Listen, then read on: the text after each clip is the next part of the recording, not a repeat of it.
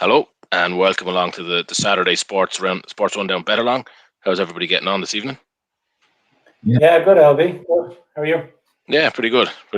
Looking forward to tonight, our first MLS bet along. So anyone who's watching the show will know that this is the first time we've done our traditional bet along on a Saturday for the American MLS. So we did a preview during the week. So hopefully you caught some of that. And we're gonna kick off at the 8 p.m. Orlando Atlanta game. So we'll explain the whole thing before we get there. But how are you guys looking forward to it, or do you have anything picked out for tonight's action, guys? Before we dive in. Yeah, I'm really looking forward to the. Go on, Gar. Sorry, go ahead. Really looking forward to the MLS kicking off. Like, it's interesting. We obviously are no experts on the football over there, but from what we've looked at previously, it seemed like an interesting league and something we kind of wanted to try to do a bit of gambling on and build a bit of interest in. It's so certainly got off to a flyer last night, Gary, didn't it? Yeah, it did. Yeah, it was brilliant. I mean, some of the goals that were scored last night, even there was a couple of times that the crossbar, the woodwork got hit, which was like, if the goals had gone in, there probably would have been 3 or 4 goal of the season contenders last night. But I think the first Montreal goal is going to be hard to top this season anyway already. So just feel that for those competitions, it's the goal that comes. Seattle goal. Sorry, Seattle, the Sounders goal. Montreal. Yeah. I'm watching Montreal here. Sorry, first Seattle goal. But those goals always get a kind of a weighting later in the season.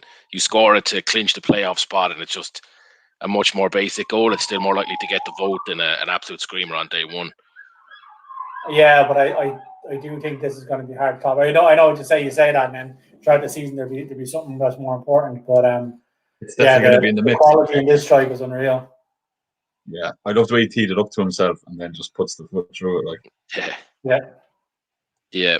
Right. Well, look, we've only got 20 minutes before the game kicks off. So before we dive into the ACA, Slats, before you give us the rundown on that, that's available on our site, SportsRundown.com, for anyone who's interested in seeing it before it kicks off. We might jump straight into the game show, the head-to-head as we call it, and just explain to people what's going on. So maybe, Slats, you want to give a quick overview, and then we'll start picking the size of these bets. So yeah, basically every week 2 of us go head-to-head, take on each other, and see who can come out on top in a game of trying to pick the most outcomes in a match. So we pick 11 bets that either side of the bet is basically an even money shot. So, a bit of a coin toss, and you have to go with your gut and kind of make a call on how you think that market's going to go. 11 markets to be played, so whoever gets 6 right as the match goes on wins. So we kind of spread the markets available out across the game. So there's a few of occurrences in the first few minutes, a corner, goal kick, or a throw-in, and then maybe a halftime lead or that sort of thing. Both teams to score, eventual result, that sort of thing. Whatever for the specific game is a kind of an even money bet either side of it. So yeah, what we'll be starting with tonight is our actual selection of the markets and which side we want to take. So it's just a coin toss, and then we kind of take every second pick, take turns at making our picks, and be ready for the 8 p.m. kickoff and see how we get on. Gary's been pretty decent at it so far this season. I think you're 3-0, are you? Undefeated so far this season. So looking to keep my record going. All right. Well, we'll start off. We'll bring in the coin toss. We've usually done this in a pre-recorded way, but if we've got it up on the screen here, this is just a digital heads or tails. So Gary's seen is the incumbent. Slat, you get your choice, heads or tails. I'll go heads, please. You want to go heads? So we'll give us our first go here of refreshing the digital coin. This is very technology advanced. Yeah. Well, unfortunately, Slats, it came up tails. So that is Gary, and I think we're pretty confident we know what Gary's going to pick. So I'll have the goal kick in the first 4 minutes, please. A goal kick in the first 4 minutes. Okay, yeah. That's a yes. I actually didn't. I didn't even fancy that one. Well, I did, but it wasn't on my first 2 of my lists. So I get the second and third pick, isn't that? That's right. Yeah. So just anyone who's looking at the screen, you'll see these update. A couple of them look like they're pre-populated, but that's just because it's not a simple yes or no answer. So you might pick the race to shots. It's Atlanta to get 2 or Orlando to get 3. So they'll obviously change as the guys work through them. So Slats, you get your 2, your second and third picks now. Yeah, so I'm going to go for a corner in the first 6 minutes and a throw in the first minute. Both to happen, both. On both, yes. So, yeah, again, for anyone who's watching, they're pretty self-explanatory markets. Will there be a throw in the first minute? Will there be a goal kick in the first 4? And will there be a corner in the first 6? So, Slats is looking for an active first few minutes in the game anyway. Gary, now over to you. 2 more. Yeah, so I will have the race to shots. So I'm going to take the race to 2 shots and Atlanta, please. Okay. And then the second one, I'll have a shot between 45 and 50. So we're on the same page. Is that the shot is between 50 and 55? Oh, 50 and 55 is, sorry. I took a few notes down here. So yeah. Yeah, cool. That was pretty successful market for you last time we came, myself and you. So yeah, I'm kind of contemplated taking that one out of the competition entirely. I was so upset with the way it went last week. Right, you've got Atlanta for like 2. what, 2 seconds in. Yeah. So I'm going to go for race the race to corners with Orlando. Okay, so you're heavy on Orlando here, Slats, and Gary gets Atlanta. That's what I was thinking, and I'm just going to go for it. I'm back in Orlando. So, the next one I'm going to go with is over 2.5 match goals.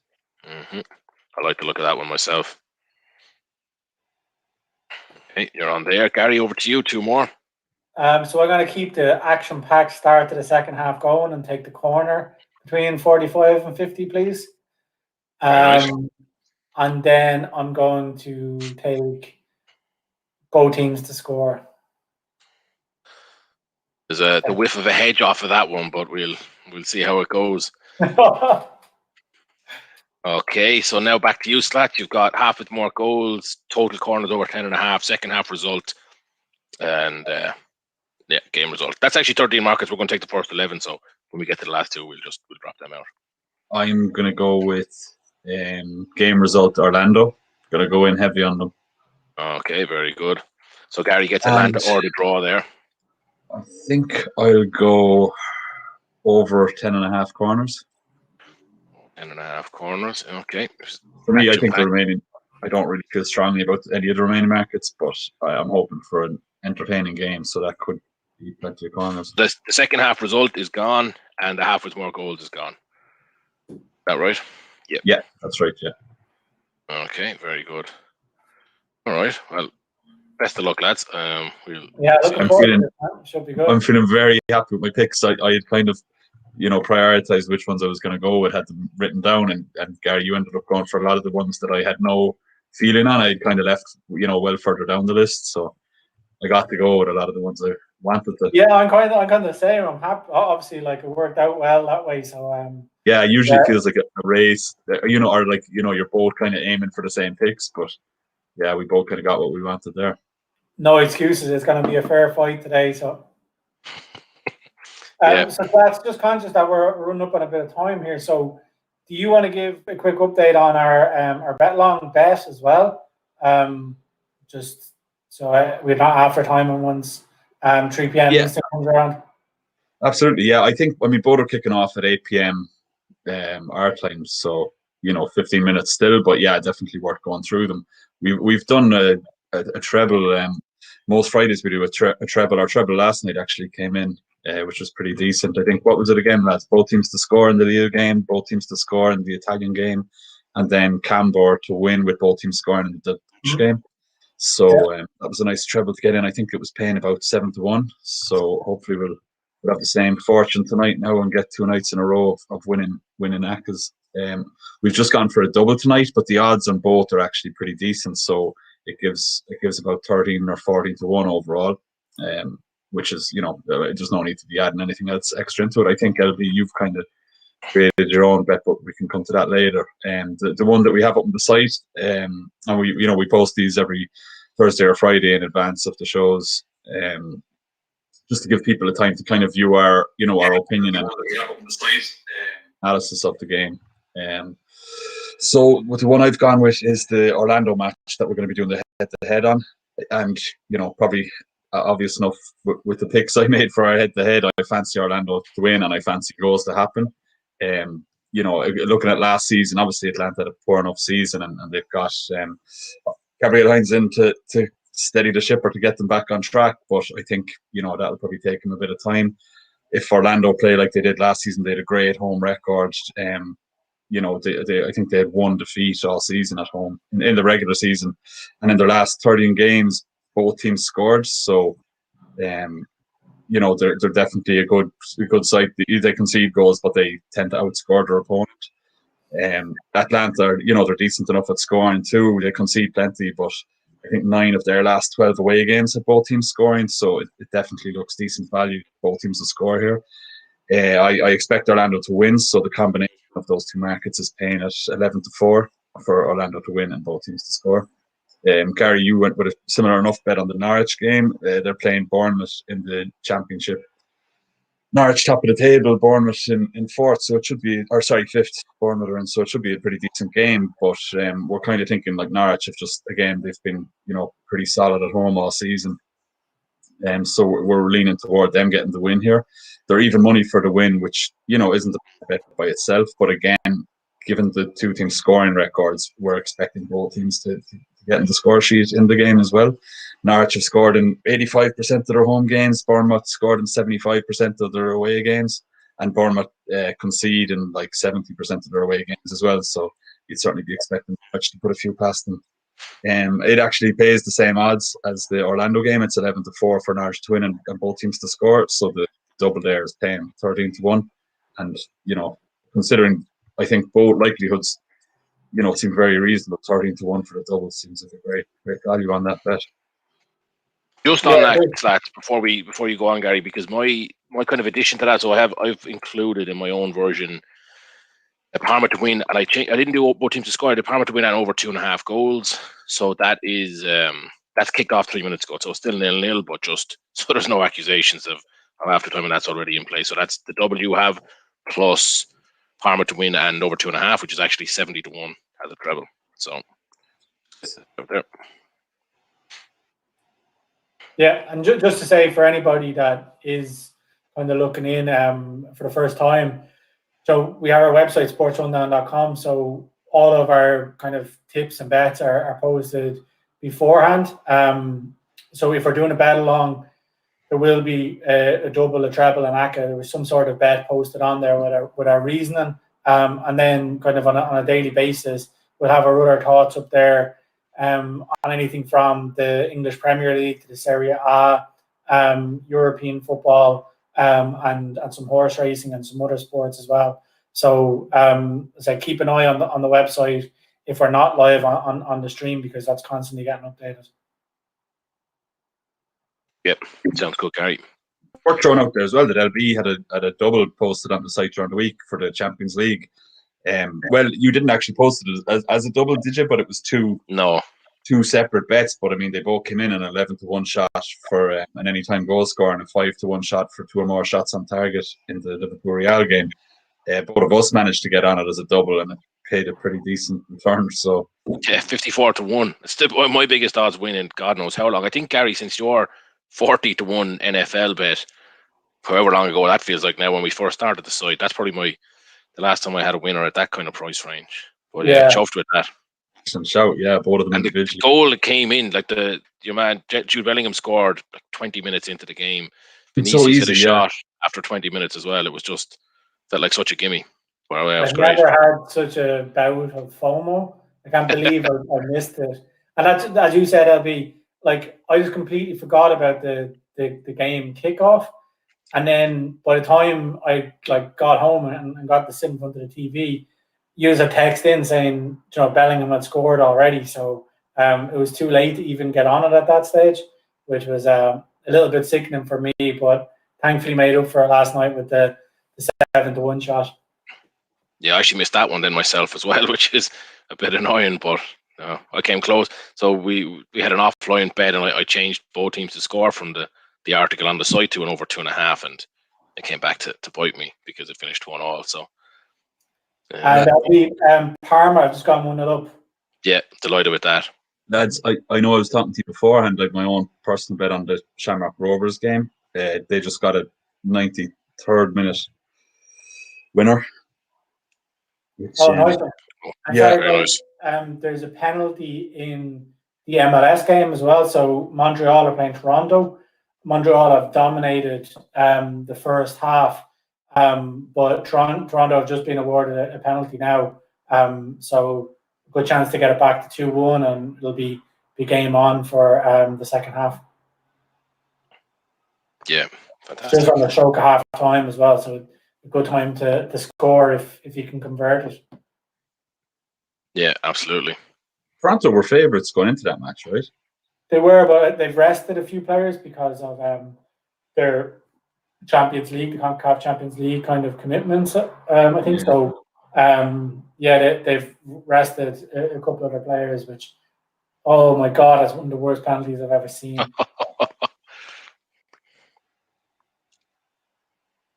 That's one of the worst penalties. Did he miss the target, or just the keeper saved it on his chest? The keeper saved it, but it was passed like you would kick the ball to a 4-year-old child. Like, it was a terror. It might actually have to be retaken because the keeper may have come off the line. They're actually checking it.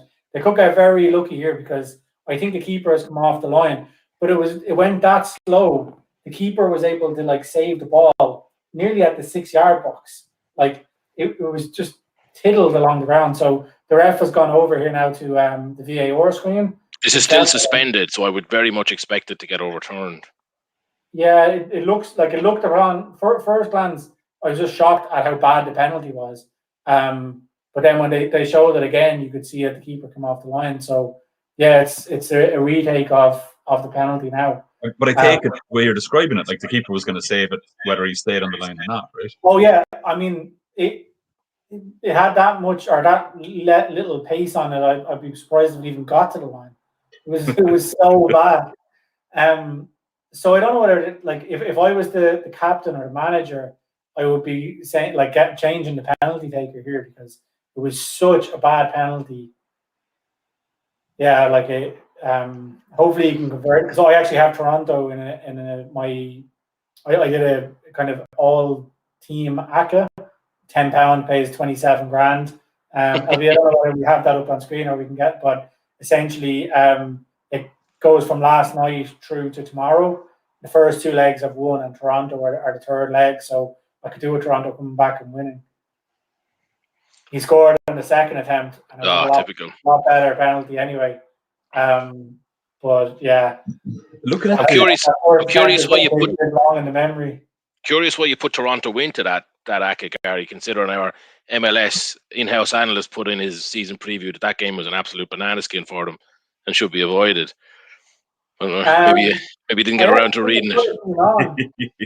I was excited, so I think I did the bet before that article had been made live. I think so. Yeah, if only you had behind the scenes access to SportsRunDown.com, you might have been able to. It's all about when it's published live, and it could be the editor could change at any time. Yeah. We're nearly go live now in the Orlando game, so I'm actually getting excited for this one now. Better get it up on the screen. So just for anyone who is new to the show, I'll be watching that myself. I'll be kind of the adjudicator, matching these markets as they come in, and then Slats and Gaz will be backing and watching some other games in the background. Obviously, keeping an eye on the main game itself, but plenty of other games on that catch the eye. The really disheartening thing, and anyone who's familiar with the show won't be surprised by this, but I actually hadn't got around to putting my treble on. So I've actually missed the value on Parma, so I'm sick now. quite unhappy with that. They were outside, or they were nearly 2-1. They were 9-5 Parma, which was just a ludicrous price. Now they're 8-11, so going to steer clear of that. You can have half of my bet. No, don't worry about it. I might get something on. I might do the double anyway, and I might see if they don't score for a little while. I might back them with both teams to score instead of over 2.5, and just one of those imperfect hedges that always make you regret it later on. But you fancy I'll give it a few goals there anyway, right? To be honest, I actually fancy 2-2. If you put a gun to my head, I'd say 2-1. But maybe it could be 2-1 or 3-2, something slightly edged to Parma. But I think that are very open at the back, Parma, even though they are good and they'll be knocking on the door. I think they're just a bit casual in defence. So I'm going to let that one pan out for a bit and then see how it's looking. But in fairness, it's only even money for another 3 goals in that game. Yeah. We've talked about it before. You need to get hopefully there's 20, 30 minutes with nothing, and then the goals come after. We might have a chance, but for now, I'm going to leave it off. Do you want to give the guys you got 3 minutes maybe to give them a quick explanation of our 20 pound challenge before we kick that off tonight? I don't know who you're directing that to, me. Yeah. Either of us. Yeah. Well, it's pretty straightforward, the €20 challenge. We limit ourselves to a €20 starting stake at the start of the show and see what we can turn that into throughout the show. So we're kind of competing against each other, but we're hoping that we all come out with a few quid at the end of it too. So you can break it up into small bets, or you can throw the whole 20 on something. Generally in play matches, and we usually go with markets that will kind of turn around early enough, like over 0.5 goals or a first half goal or that type of thing, just so you can get the money back in the bank and roll your bet onto another market. So it's kind of open throughout the show. We'll just see how we get on. We might all end up at zero pretty fast, or maybe we'll make a few quid each. So it's just a bit of fun. Yeah, it is good fun. Certainly, it can be competitive at times, but obviously, the more we all win, the better. So we're all on the same team ultimately. Unlike the head-to-head, where it's everyone beat Gary at this stage. Exactly. What was I going to say? The one other thing I was looking at the MLS and thinking, you were saying you did a big ACCA, Gary, on it. I was going to do a both teams to score ACCA, because every match I looked at, it just looked, both teams to score looked like a great market. Maybe not for the Los Angeles Austin game later tonight, just because Austin are a bit of an unknown entity. But yeah, Minnesota were disappointing last night, 4-0. I thought they might actually have a bit of a cut of that game. I certainly thought they'd get a couple of goals themselves, so I would have been let down early. The Houston game had both teams scoring, and we've seen now the Toronto game. That Toronto goal has put both teams to score there. I think there's going to be both teams scoring in the Orlando game, so we'll see how that goes. It's difficult this early in the season to get a gauge on how teams are kind of structured, and which teams are in form, which players are in form. Because even today, earlier today, I did 2 bets, and both of them have been voided just because players aren't playing. So Pozuelo for Toronto isn't in the squad, and Martinez for Atlanta is on the bench.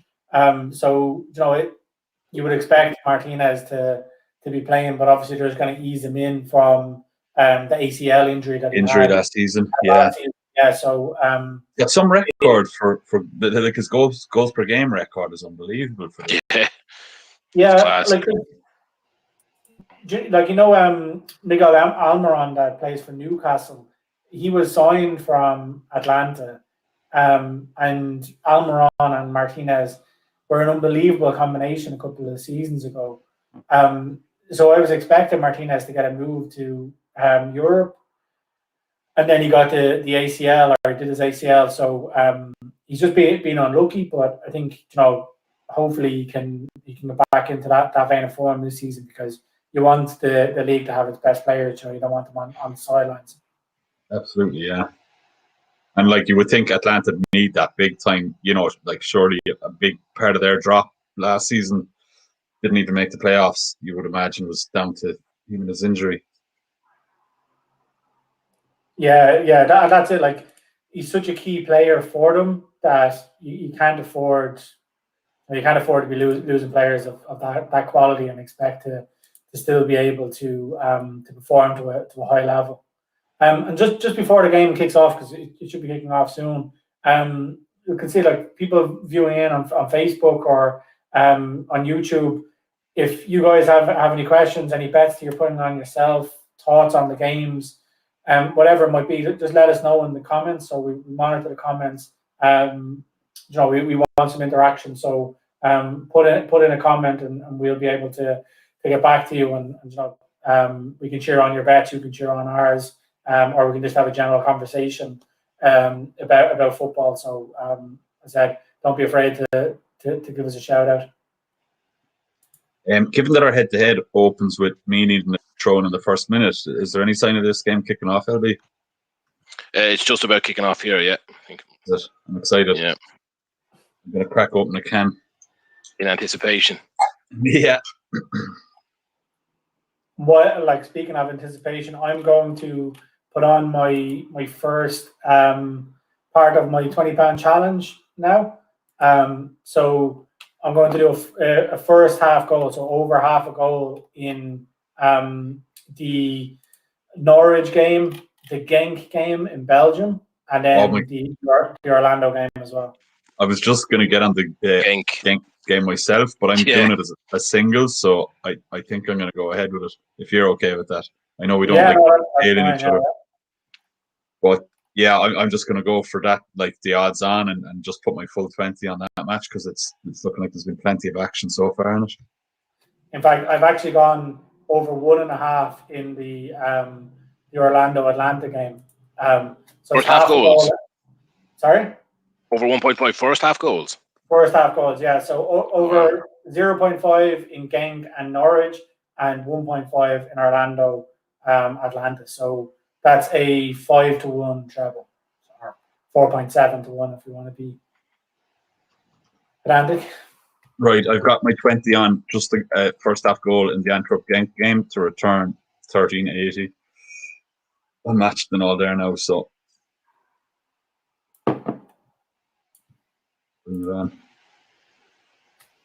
Yeah, there's been like. The game is just about to kick off here. They're just doing their minute silence, so they should be ready to go soon.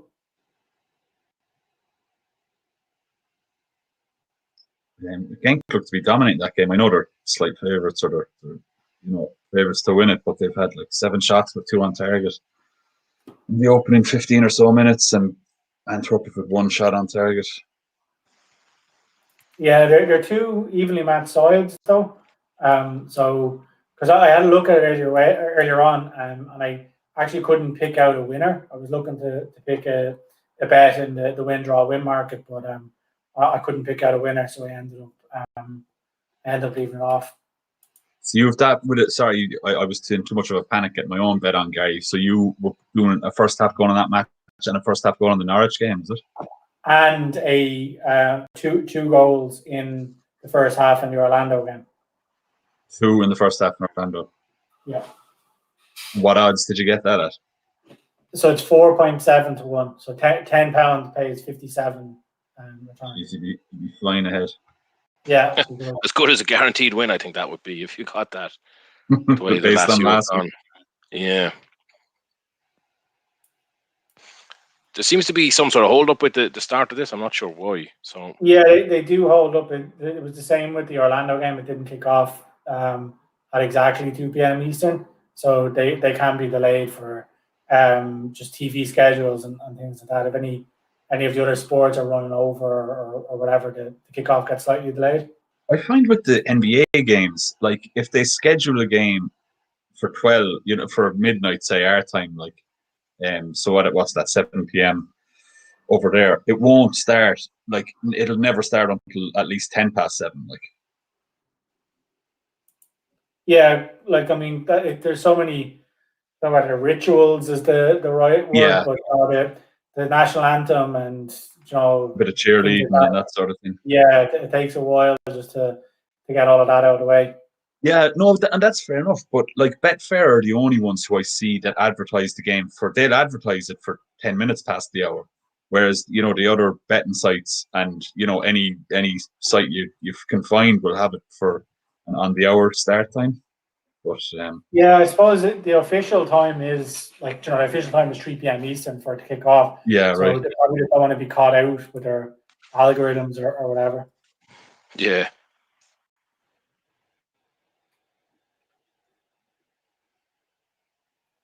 It's half time now in the Canada Derby, so Montreal 2-1 up at half time, and the Bournemouth game has just kicked off, so it's about 2 minutes into that game. So I'm watching that here, hoping for some early goals. Are you doing anything, Abby, with your €20? Not yet. I'm gonna wait give it a little bit of time and see how some of the games settle down. I like to look at the Genk one as well. Second goal in the Parma game. In that Parma game that you've been looking at, yeah.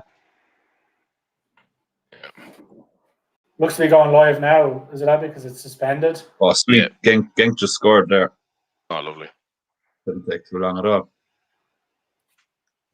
So you guys have you have that in slats, do you? Yeah, I put my full 20 on that, so I'm up to just shy of 34 now. Norwich nearly scored there as well. Buendia with a volley from outside the box, and it just went about like an inch wide. That would have been a tremendous start. In fact, they just scored now. Oh, yeah. So those two are up. So I just need 2 goals the in two Orlando. goals in Orlando to get my £10 challenge bet up, and then obviously it's good for our advertised double as well because we've Norwich and both teams to score. So Bournemouth need to come out now and go on the attack. Yeah. Did you see the Genk goal? It was pretty poor from. No, I have 3 other games live here, so I think that putting a 4th up would be a little bit too much. I was such soft goalkeeping. He easily could have caught the ball. He just palmed it out in front of the Genk striker, who somehow got ahead of the defenders and just buried it. So poor all round. Has the game hasn't kicked off yet, has it? Because it's just suspended. The Orlando still hasn't come on yet. No, very strange. We'll have to take account of this for our scheduling in the next 50 bet-alongs. Yeah, especially like seeing as we have this, the first bet of the head-to-head is within the first minute. It's full anticipation to, you normally wouldn't mind. You wouldn't be that eager for the first couple of minutes of the soccer match, but when my credibility is on the line coming up against Gary in the head-to-head, I'm very eager to get off to a good start, get this throw in.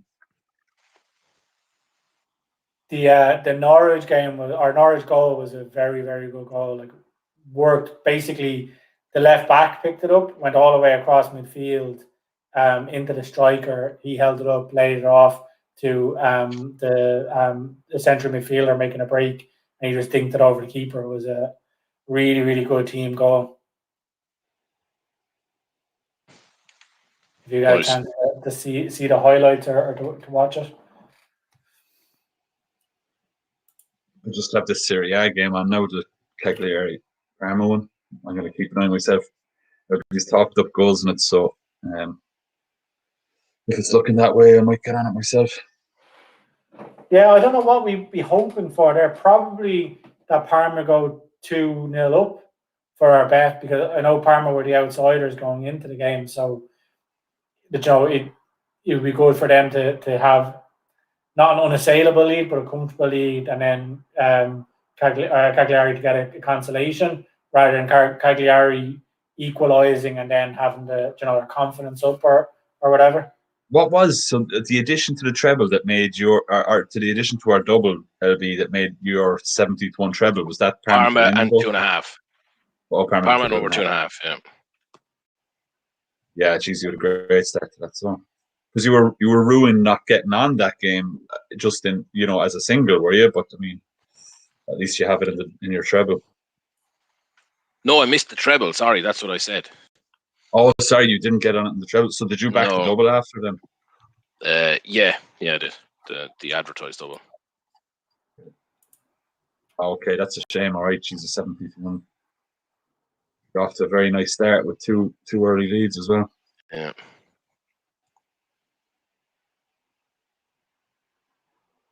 I'm going to skim down through the games that are on and see if anything else is jumping out for the €20 challenge. I'm watching the Sheffield United versus Wolves versus Sheffield United game here as well.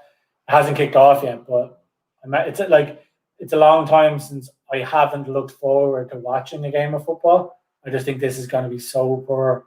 But John, it's on, so you kind of have to watch it. But Wolves haven't been in great form. No, they've been quite toxic. So underwhelming poor, haven't they? Really, Wolves.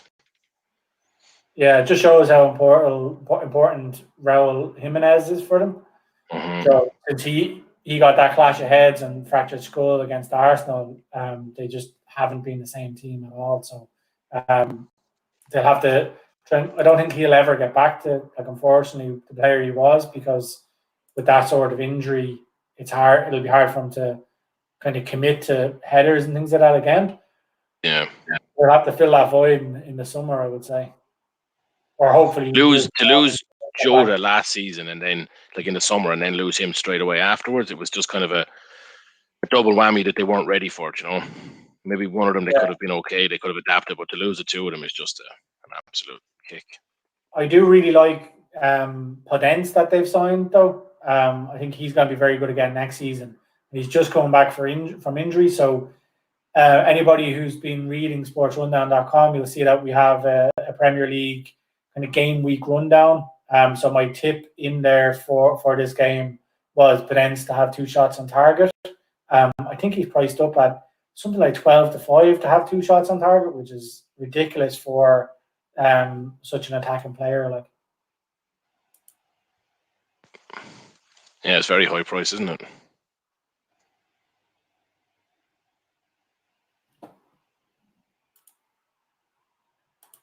Any action? You saying that? No, nothing. Very strange now. Coming in on 15 minutes delayed, so we'll have to keep an eye on that, but nothing at the moment. Gary, am I right that you're 3 out of 3 in the 5 scorers competition? Like 3 out of 4. Yeah, 3 out of 4. I had 2 West Ham players. So. Oh, sick. And are there others on similar scores? It certainly feels like it's going to be one this week. Just for anyone watching, just a competition that we're in, where in the Premier League, you pick 5 goal scorers every weekend.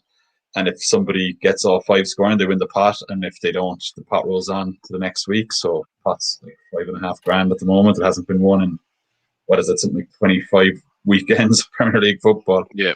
Gary was looking good there for a while at the early games of this week. That things aren't as easy as they sound. Slats, are you still watching the Cagliari Parma game? Because I'm hearing that there's a video referee reviewing a penalty. Yeah, well, I can see it's suspended. I knocked it off. Let me see now. It's showing a replay of whatever's gone on. Or else it's just back on. No, whatever they called it, nothing came of it. Okay.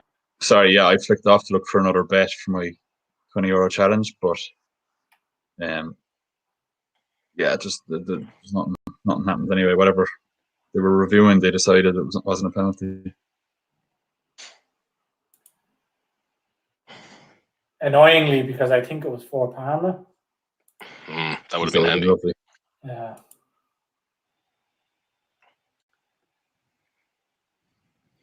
Would have been nice. Yeah, so the Wolves game is just about to kick off. They're just doing the minute silence, so they should be underway in a minute or two. So there should be a good bit of action once the Atalanta game goes underway, or the Atlanta game. Atalanta. Yeah, it's so easy to do, isn't it?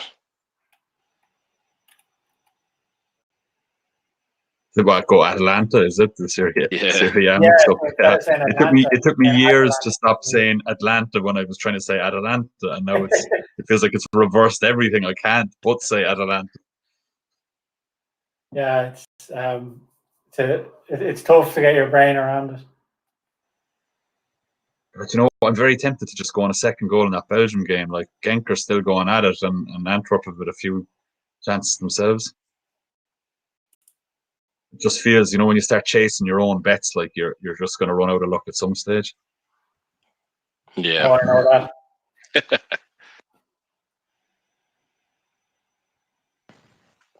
We might change the first market in the head-to-head for this game to start before half past or not. Keep us a little bit excited. Yeah, they're not sticking to the schedule anyway. But the Montreal Toronto game should be it'll probably be back into the second half before the Atlanta game kicks off. It is. It's kicked off. It's 46 minutes in now. Oh, is it? I might start watching that again. So we should actually we got that back on the screen now for our viewers because there's only so much waiting that we can do. So.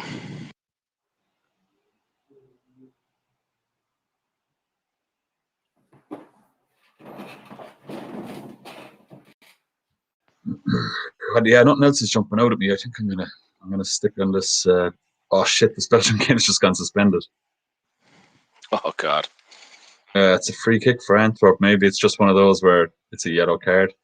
90% of the time when I see something go suspended, I'm hoping that a goal comes from it. But here I'm actually hoping that it is just the yellow card and no goal, so I can actually get on it. I might just fire my profit. While things are a bit quiet, Gary, what did you make of the West Ham game earlier? Sorry, Parma has gone 2-0 up. Oh wow. So much for waiting around in that one. I think for the brilliant for our bet. Yeah, for the bet. But did anyone get that on? But this is nobody's on this bet though. Oh, I am. You got that on the treble, did you? The 70th one. I'm on a fourfold at like 120 to 1. I sent it into the group earlier on, LB. So I've Norwich and both teams to score, Parma and both teams to score in Orlando and Atlanta, and Daniel Pedence to score anytime for Wolves. Oh, that's actually up on the screen there now for any of our viewers. So, okay, yeah. That would have been the biggest after time ever. Just being like, oh, look at this 120 to 1 shot that we never called out. Yeah, so that offered me half of earlier. Now I feel something. sickened that I didn't take it. I thought you meant something else. That's a great bet though, Gary. Yeah, that Parma, both teams to score. Yeah, I mean, probably better at 2-0 than 1-1, considering the Parma are second bottom. So, yeah, nice. A great shout on Parma though, even because they were a decent price just to win the game outright. Yeah, they were 9-5 to just win on their own. Yeah, I think they were. What did you get? 9-2 for Parma. And yes, it was 4-1 for Parma and over 2.5, which just seemed like such a tiny little reduction in price for the added 2-0, to include that. So that's why I went with that one. But that's why I intended to go with that one. I didn't actually do it now in the end. So right, I put my profit from the first goal in the Belgium game back on another goal at 2.92. So the 13.80 will return 26.50. That put me up to 40, just about 40 euro profit on top of my 20. So if there's another goal here, I'll be up to 60. If there's not, I'll be back to my initial 20 stake. And I feel good about, you're either just kind of breaking even on that half, or else up 3 times your stake. Yeah, it's a nice way to be. So I think they're going to be underway in a minute's time because they're starting to run through the starting lineups on the screen I was on. So I'm going to flick away because I don't want to be watching that game. You're the adjudicator, but they should be getting underway, I would say, in a minute or two in the Atlanta game. Yeah, sounds good. You were asking about the West Ham game earlier on. Where you, LB? Yeah, just what did you think of it? It looked like certainly was an entertaining game, but as a West Ham fan, what are your thoughts? Yeah, frustrating that I kind of had an inkling that West Ham have got a little bit lucky in the last couple of weeks, and that they've had probably 15 or 20 minute spells where they've been really, really good, and they've managed to score 3 goals in those spells, and then they've kind of retreated and they haven't been as good for the rest of the game. And Newcastle just seemed to catch them cold from the start, and we're kind of all over them in the first half. The goals that West Ham gave away were absolutely terrible. There was one OG that I don't know how Diop scored the OG. In the build up to the OG, Dawson committed a foul that he got a second yellow to be sent off. And then for the Newcastle second goal, Fabianski from a corner just dropped it in the 6-yard box, and it got poked into the net. I saw that one. I felt bad for Fabianski because he's been so solid for West Ham over the years. That's the sort of thing that going to get the fans on his back. That type of. Yeah, no, I think he has a bit of credit in the bank, to be fair. 46 seconds in, and we've got a throw in. So that is one market up and running. Throw in the first minute. Lovely. Yeah. Sorry, guy, to cut you off there. Yeah, no bother. So yeah, as I was saying, the first 2 goals West Ham gave away were terrible. Then they got back into it with a bit of decent play. And then, just as they got on level terms, you think, they can push on now and win it, and they gave away another terrible goal. So it was Ben Johnson. Like, it's kind of not his fault because he's a right-footed player. Like, he's a right back by trade. He's playing left back, and he just didn't have his body shape right at the back post. And if you're an Arsenal fan, you'll know Joe Willock. Yeah. He's not the tallest player. You wouldn't be expecting him to get a header. And to let him kind of get in before you and get his head on that ball was kind of criminal by Johnson. But again, he's a young player who he's still kind of learning his trade, and he's playing out of position. So it's a bad result. Next week's game against Chelsea was always going to be the big game for West Ham. It's a 6-pointer. So and that's historically the games that West Ham show up in against the big teams. Like the likes of Newcastle have been their problem. That's completely true. But last thing to say just on the West Ham kind of game and on West Ham in general is that if they get to the end of the season and miss out by 1, 2, 3 points from Champions League, they're going to look back and say we lost twice to Newcastle, who have been atrocious all season. So they've 6 points to Newcastle, and that's just what you can't do if you want to be fighting at the top end of the table. So just something I thought kind of stuck out about the result is how that would impact. I can remember it. You said as an Arsenal fan, I remember watching a couple of the seasons, probably, in the period when Arsenal weren't winning any titles, but when they were kind of in the hunt after sort of 2006 to 2012 time. And there was one season there where they came maybe second or third, and they got 4 points off the promoted teams that season. So, do you know what I mean? That's how poor is that? You should be getting, there's 12 available, they got 4. So they drew 1, and lost 4. And if you're not picking up those wins routinely, you just won't win a title, or you're going to struggle for the top 4 as well. So I can really empathise with West Ham fans over that. But yeah, it's going to be. I still think they'll scrape, but I think they actually could trouble Chelsea. I could see that game being a draw, and I could see West Ham scraping the top 4. So hopefully they do. We're closing in on 4 minutes here now, and a lot of ball in play, but a lot of up and down the pitch, but no goal kicks. So that could be wrapped up in about 10 seconds, unless there's a shot here now immediately. It is going to be no. 2-0 down, am I? Yep, no goal kick in the first 4 minutes. So that is another. I actually feel like I could win this 11-0. How confident I am, Gary. That's fighting talk. Yeah. And speaking of winning 11-0, one team who probably won't is Norwich. They're 1-0 up, but they've had a man sent off. Bournemouth have just scored a goal, but I think it was disallowed for offside. So I'm not too sure where that leaves our kind of suggested bet in terms of Norwich ahead, but down to 10 men. We have Norwich to win on both teams to score.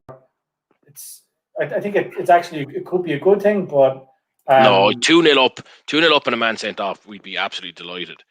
Or 1-1 and a Norwich man sent off, but Norwich will sit back. I don't know. They could get one on the counter maybe Norwich will sit back and they might get one on the counter. I just think that red cards wreck. I think no matter what you've bet, unless you bet under, red cards just wreck it. So that's taking. But at the same time, you never go at that game and bet under it either. I think once there's a red card, you're better off just avoiding the match entirely. Yeah, like you said, if you're on the overs particularly, it's never good for the game if there's a red card.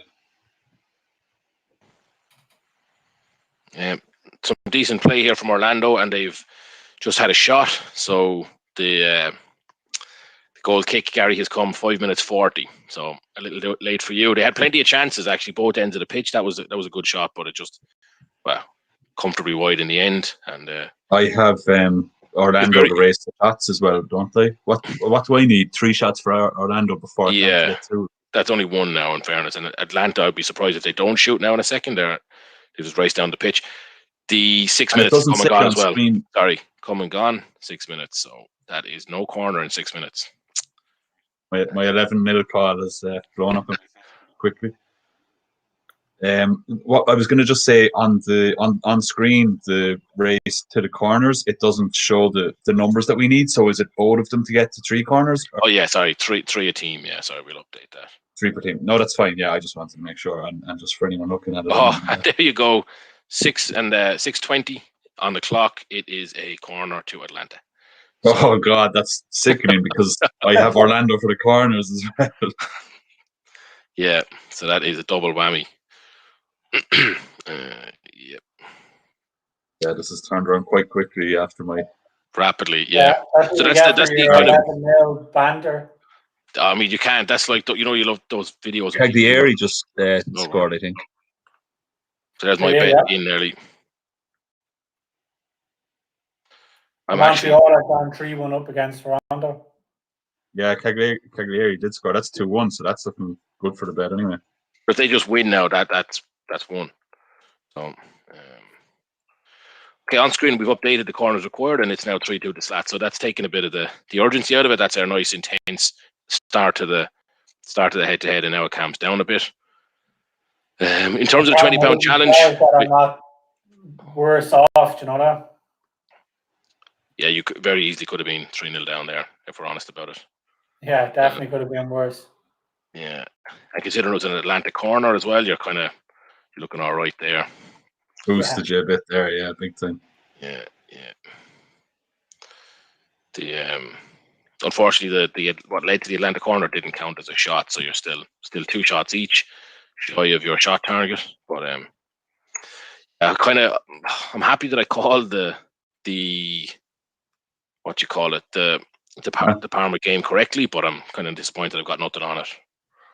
Yeah, it's a shame we didn't get that one up on the side. I know, we decided the double was decent enough odds at 13-1 for anyone that was backing off the website, but that just when another game that that was in consideration goes so well, yeah, it'd be nice to have it for everyone. And this Genk Antwerp game is heading toward halftime without another goal in it. So there's been a lot of shots. Like 21.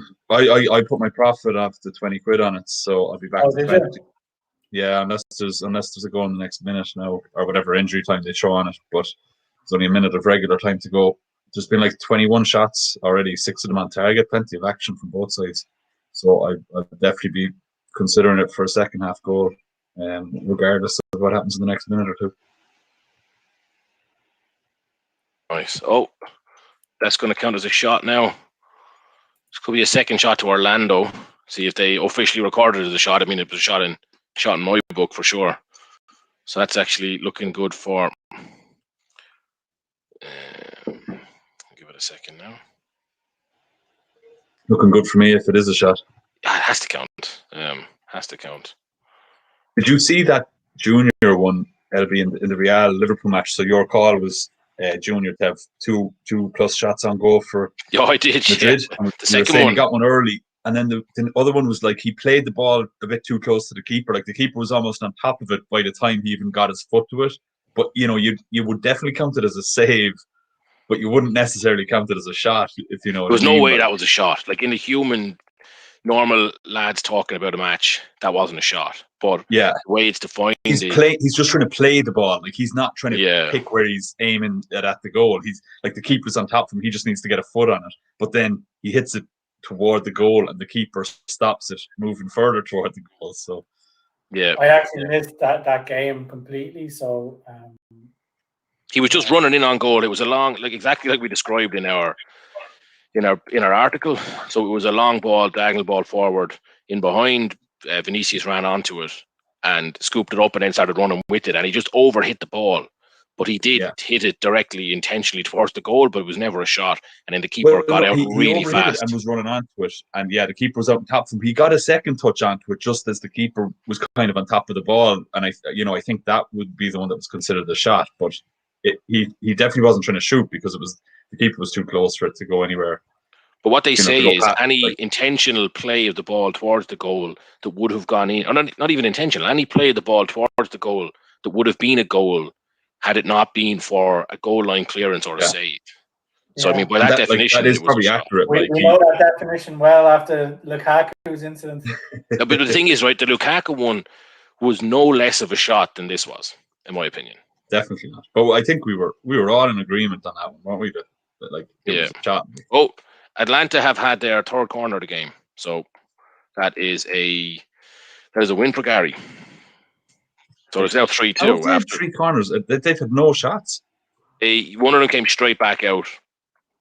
A corner went in. There's one here. We're going to have to wait and see if these stats update. I said I think they had a shot that wasn't. It looked like a shot to me, but it wasn't given as a shot. So we'll have to wait and see in the shots thing. But it still wouldn't put them over the finishing line. So we'll wait and see here. I guess the only thing we lose in that corners bet is that I have over 10.5 corners backed. So 3 corners in the first, whatever it is, 10, 15 minutes is kind of in my favour there. But I just would have been much happier if they were for Ireland. Clutching at straws, lads. How was the game altogether? Obviously, I'm not watching it here. But in terms of goal out opportunities, does it look open? Or it's quite open. I'd actually, personally, for my £20 challenge, I'm very tempted to back a first half goal here. It's very open, plenty of balls into the box. Here's another one now. Oh no, lovely little pirouette there. Orlando started quite well. They actually got the ball now. Atlanta had a couple of great chances, but they were kind of cleared away and headed off, not off the line, but they headed out of the 6-yard box. Could have been a good chance, but no real shot. The old shots market have updated now to one off target each, but for anyone who's not watching this, we use William Hill as our official source, and they're not showing them yet a shot, so we're going to wait and see what happens there. We could have some controversial moments here. We'll have to reassess. I think I'll take my adjudicator's role and start awarding shots based on what I see, because live score showing them a shots off target, and William Hill aren't. Sounds like there's some sort of conspiracy against my undefeated record, to be honest. Well, William Hill, it's one shot each anyway, isn't it? And William Hill are showing 0 shots each, so it's all the same, really, right? Yeah. Well, I'm kind of hoping that Atlanta get their shot and they win that market, because Atlanta are showing 1 shot on target with William Hill, and I saw that with my eyes. They got that. And Orlando and Atlanta are both being given 1 shot off target by live score. So if you give them both their shot off target, that's 2 for Atlanta, and that is another green for Gary. So hopefully we can avoid. Our viewers are probably left confused now. There's mind spinning about what we're talking about. Yeah, basically it's an open game and we're enjoying it, and we hope you are too. But there could be some delay in terms of updating who wins the race to shots market. So bear with us on that. Oh no, the referee was adamantly not giving a penalty there. Do you want to talk us through your same game multi, Gary, on this one? So I think it's actually void.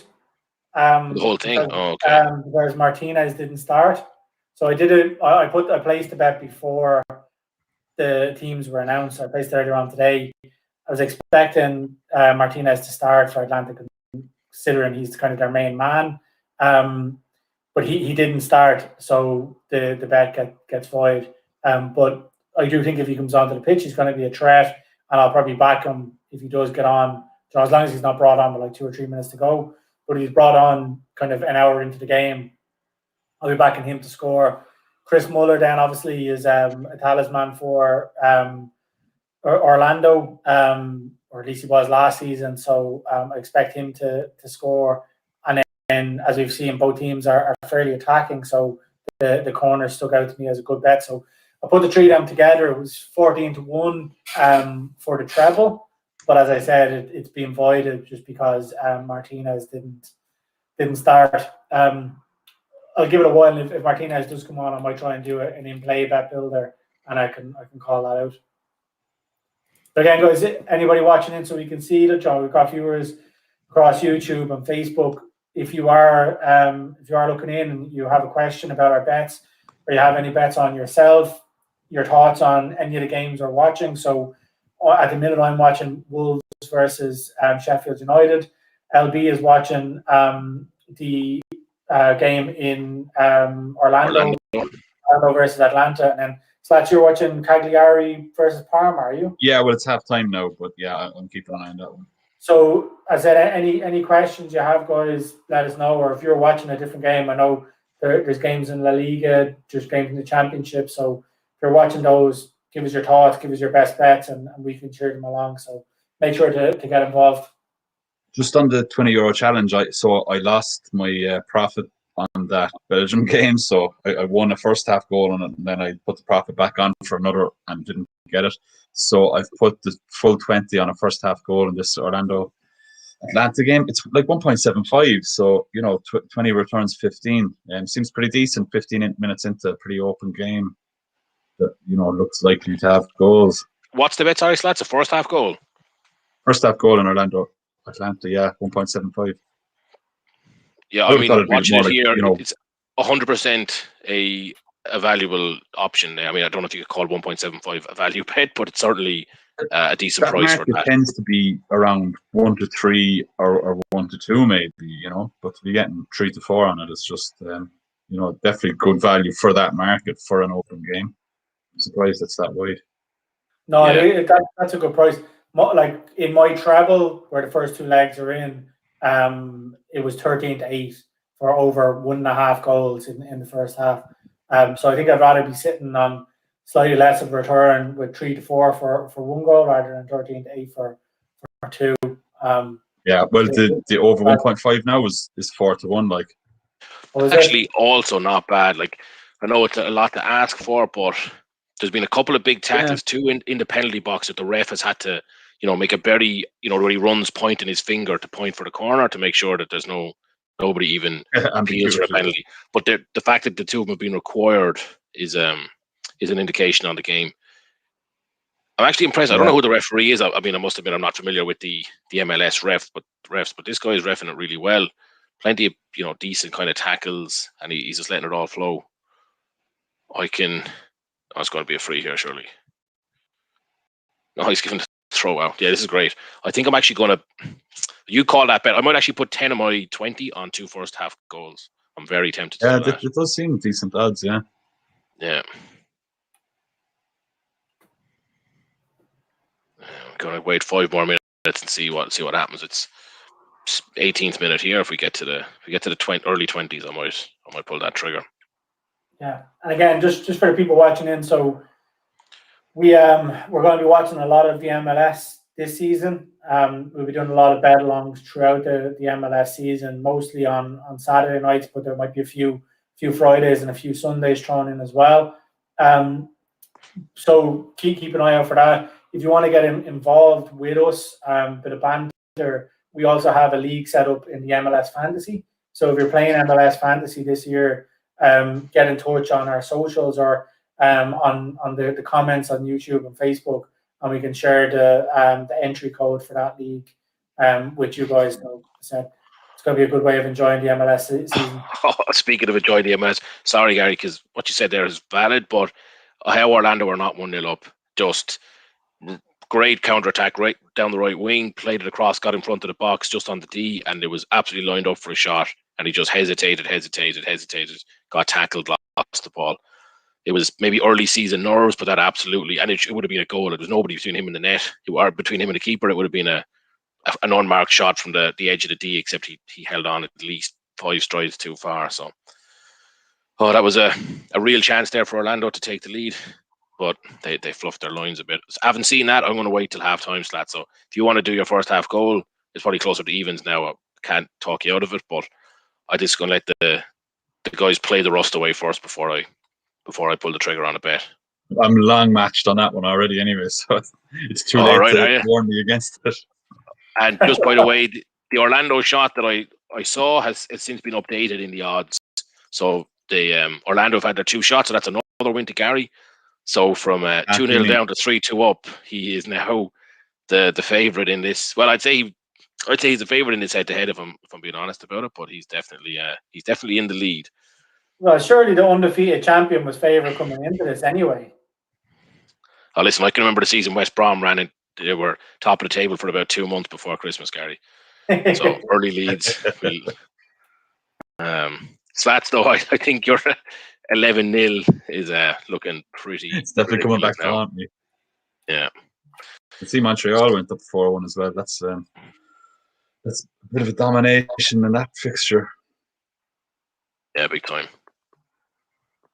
Yeah, puts paid to my my weekend ACA, unfortunately. Had you made that call before you had, right, before you saw those players? Oh yeah, I put that on. I put that on last Sunday. So. So I was very disappointed that it wasn't taken under consideration. No, I hadn't read your article beforehand. I said I went through it. Kind of just wanted my own opinions in there. I didn't want to be taking anybody else on board. Kind of wish I had read your article. And it's actually it is a very good read. So for anybody who is interested in the MLS or has any interest in football anyway, if you go on to SportsRunDown.com, Liam has previewed both conferences in the MLS, gone through the power rankings for each team this season, given kind of his verdict, the odds, and whether he thinks the overall odds are a good bet or not. So I said it's a decent read if you have the time. Go on to sportsrundown.com, just go into the soccer section, and you'll see it there along with our other articles on our Betalong, the Premier League, etc. So if you're interested, check that out. Yeah, worth mentioning the other two articles on the site this unfortunate. Week.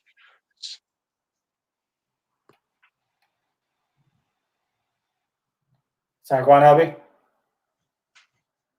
No, there's been a very unfortunate fall. One of the players, he fell and landed on the ball, and he's down now for a while. He's going to get the leg shakes from his colleagues. Okay. So could be a couple of minutes added on here. That's right. It's actually a very good break for Orlando, and it was just a cynical just pushing the back to break up play, and he's paying the price for it now. But so that's what you're going to say something there as well.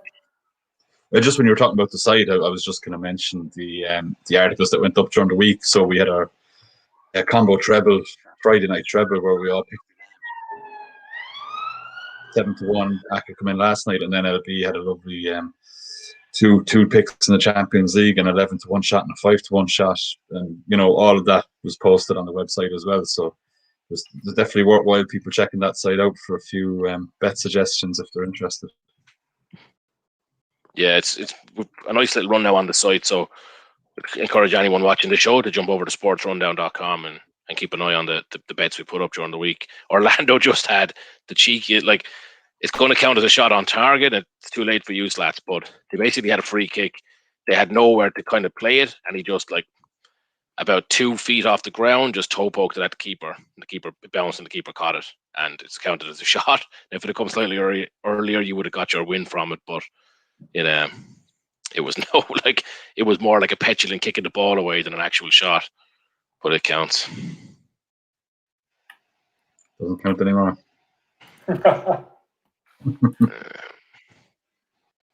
Yeah, I really need a few goals in Orlando to start winning this game. It's just slowed down here now, so I think I'm going to wait. Any thoughts on the Copa del Rey game, Atletico Barcelona? We're without PK tonight, our La Liga specialist, so I'm kind of personally, I'm not sure. I don't know if Barcelona deserve to be 1-2, but I can't justify a bet on it. Not watching it. I look at it as a no-bet game, to be honest. I would be cheering Athletic Bilbao on. I like the ethos of the club and things like that, so I'd like them to win, but I've no I do like it. I do like Athletic Club for sure. Orlando had another golden opportunity to shot on the edge of the tee. Now again, or unlike the last time, there was a few players between him and the goal here, but you've seen players score. Everyone backed off him. He had all the time in the world, and he positioned the ball. He took a step back and he knocked it into about row 40. So 2 good chances for Orlando gonna beg in there. I'm definitely waiting till half time based on that. They're having a little time out here, so we'll give it a minute. Feels like, you just need to bloody get a shot off. They're creating the opportunities, and the defense seems to be allowing it to come. So it's a bloody target. The Orlando to win and both teams to score is looking sharp here. So I like the look of it. Just be inclined to wait a little while. Right. Halftime in Belgium, halftime in Italy. Nearly halftime in the Norwich game. Have you watched any more of that, Gary? Do you have any thoughts on it? No, I flicked away to watch the Wolves game. So I haven't been. I like Bournemouth are on top because obviously they're playing against 10 men. But there hasn't been many decent chances from what I've seen on the bookmaker kind of virtual game. I might flick over at the start of the second half because that'll coincide with halftime in the Wolves game. Yeah. Kind of turn on Pedence here to see if he can get a few shots on target, but he got into two really good positions and been fouled just as he's looked to kind of take the shot. As I said, he's taken another shot there and it's just gone over. So he's kind of growing into the game, which is good for the bet, but we could do with him getting one on target fairly soon. Mm-hmm. How's that game looking, more generally? Is it the snooze fest you were worried about? It is a bit like, I mean, it hasn't been that entertaining, but like Wolves are by far the better team, and actually I see they're like above odds, or their odds against to win, so they're 6-5 to win at the minute, and like I'm not going to get involved in it, but for anybody who was looking to load up a 5 shot, I think that's a decent bet. So as I say that, Sheffield United has had a great chance, but yeah, no, I do think Wolves, the way they've started the game, are a good bet and a good price. But yeah, it's not a Premier League classic by any means at this stage. No. It's actually sort of a little bit saddening to see Sheffield play so poorly, and having been what they were last year, it's a bit unfortunate. I think so. Any team in Europe that suffered as much as they did after the lockdown. Yeah, like they never got back to the levels that they were at pre-lockdown. But they were playing for luck, if you know what I mean. They had a bare bones of a squad or an 11 that played in the style, and you can't afford to get injuries. And in this season, they have got injuries. Like Ennis Stevens has been out for a while. He's been kind of rock solid at left back for them, and a couple of other players have been injured as well. Plus, teams have kind of found them out. So yeah, it's sad to see, but you do need to, they needed to invest in the summer, and they didn't really do that. So. Mm-hmm. Pato just went down in the box there, and I'm glad it wasn't a penalty. I mean, I've certainly seen it given even in the Premier League this season as a penalty. Just a player ran through the back of him. He was probably already going down before there was defensive contact, but the look on his face when he turned around at the referee, he fully expected that to be a penalty. But his referee's great, actually. I'll have to look up who he is, because he's having none of it. How's Pato playing in general? Because I know on our preview, and again, anybody who wants to check out our preview, it's on our YouTube page. So just go onto our YouTube page, you'll see it there, the MLS preview. We went through not every team, but the majority of the teams that matter and that we think have any sort of chance of winning the MLS at the MLS Cup.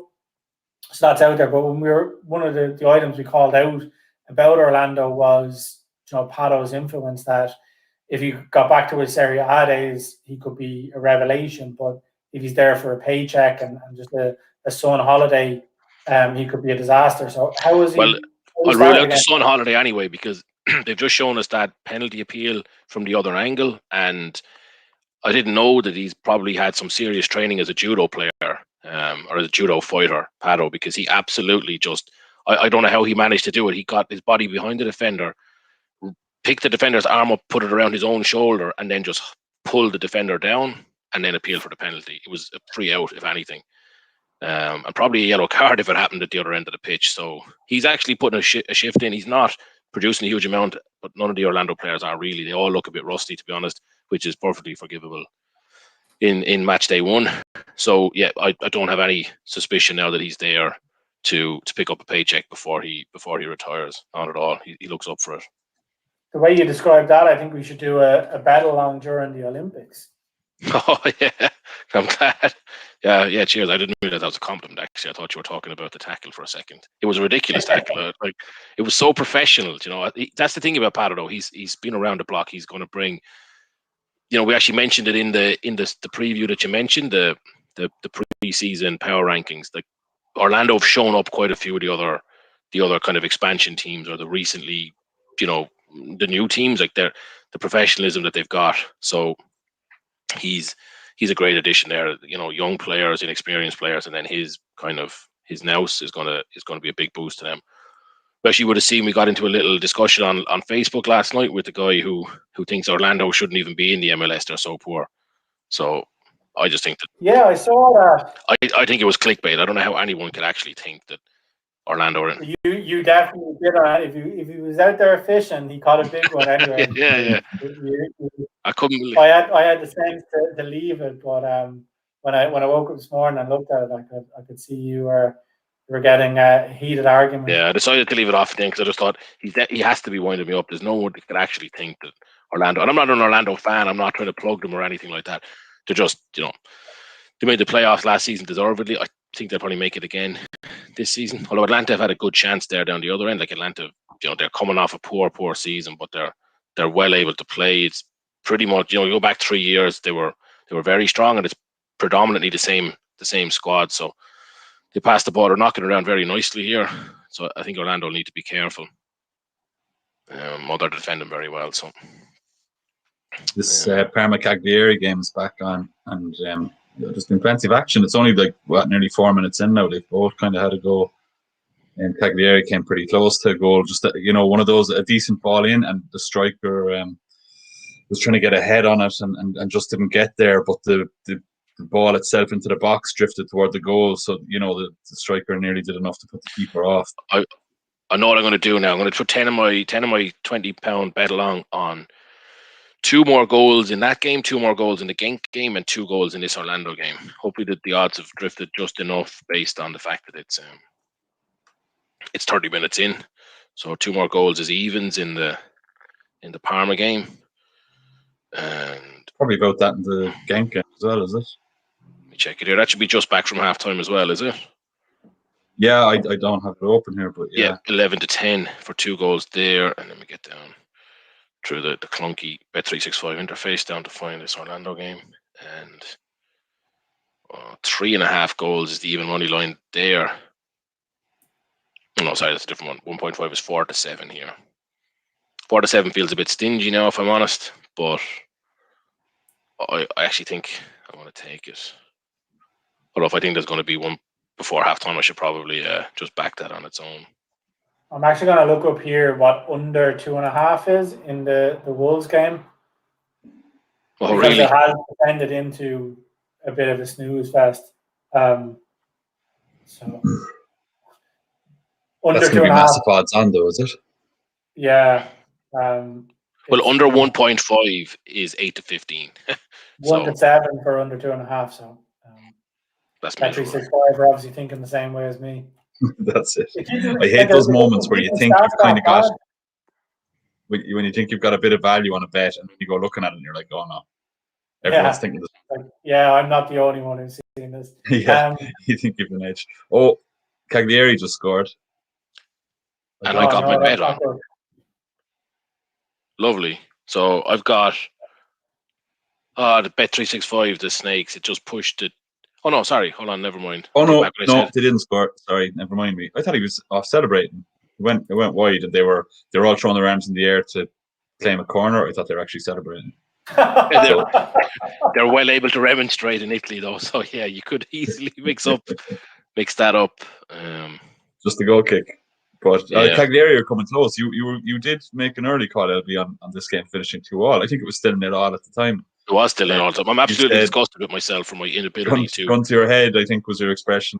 You'd be back in 2-2, and I think I'd actually need a gun to my head to get my bets on in time. Just the way it's going recently.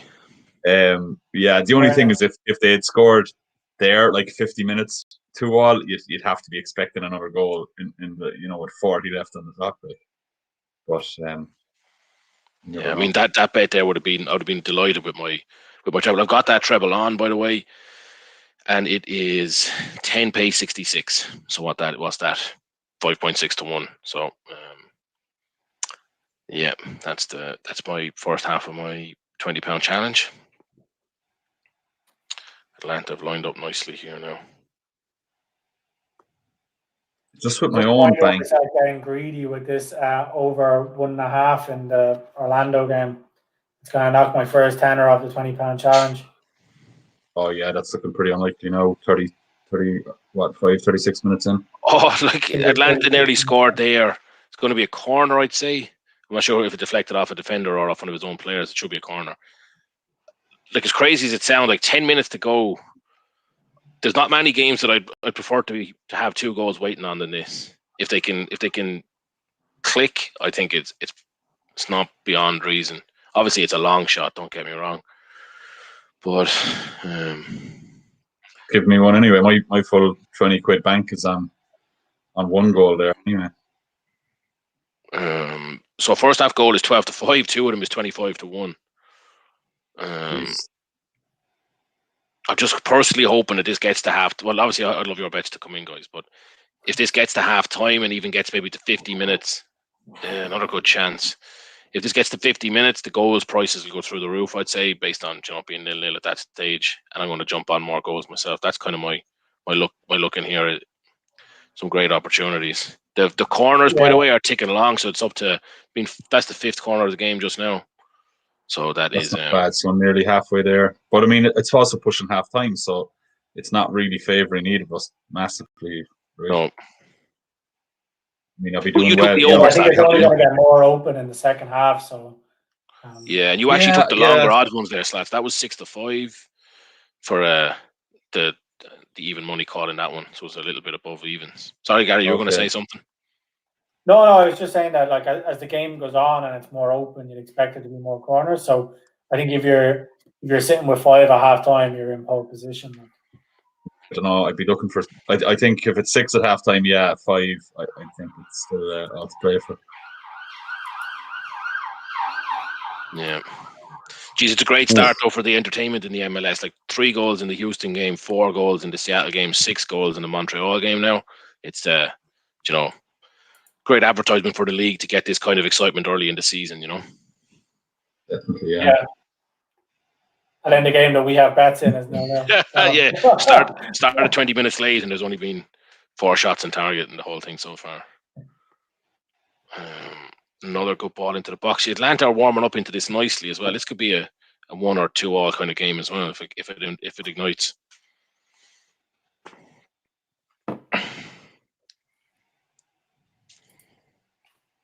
It's great to watch a match as well that has real fans at it, and you can hear the kind of authentic crowd noises and not just some guy turning up a dial system in the Sky Sports studio. Yeah. The FA Cup games tomorrow are going to have fans at it, or the FA Cup game tomorrow.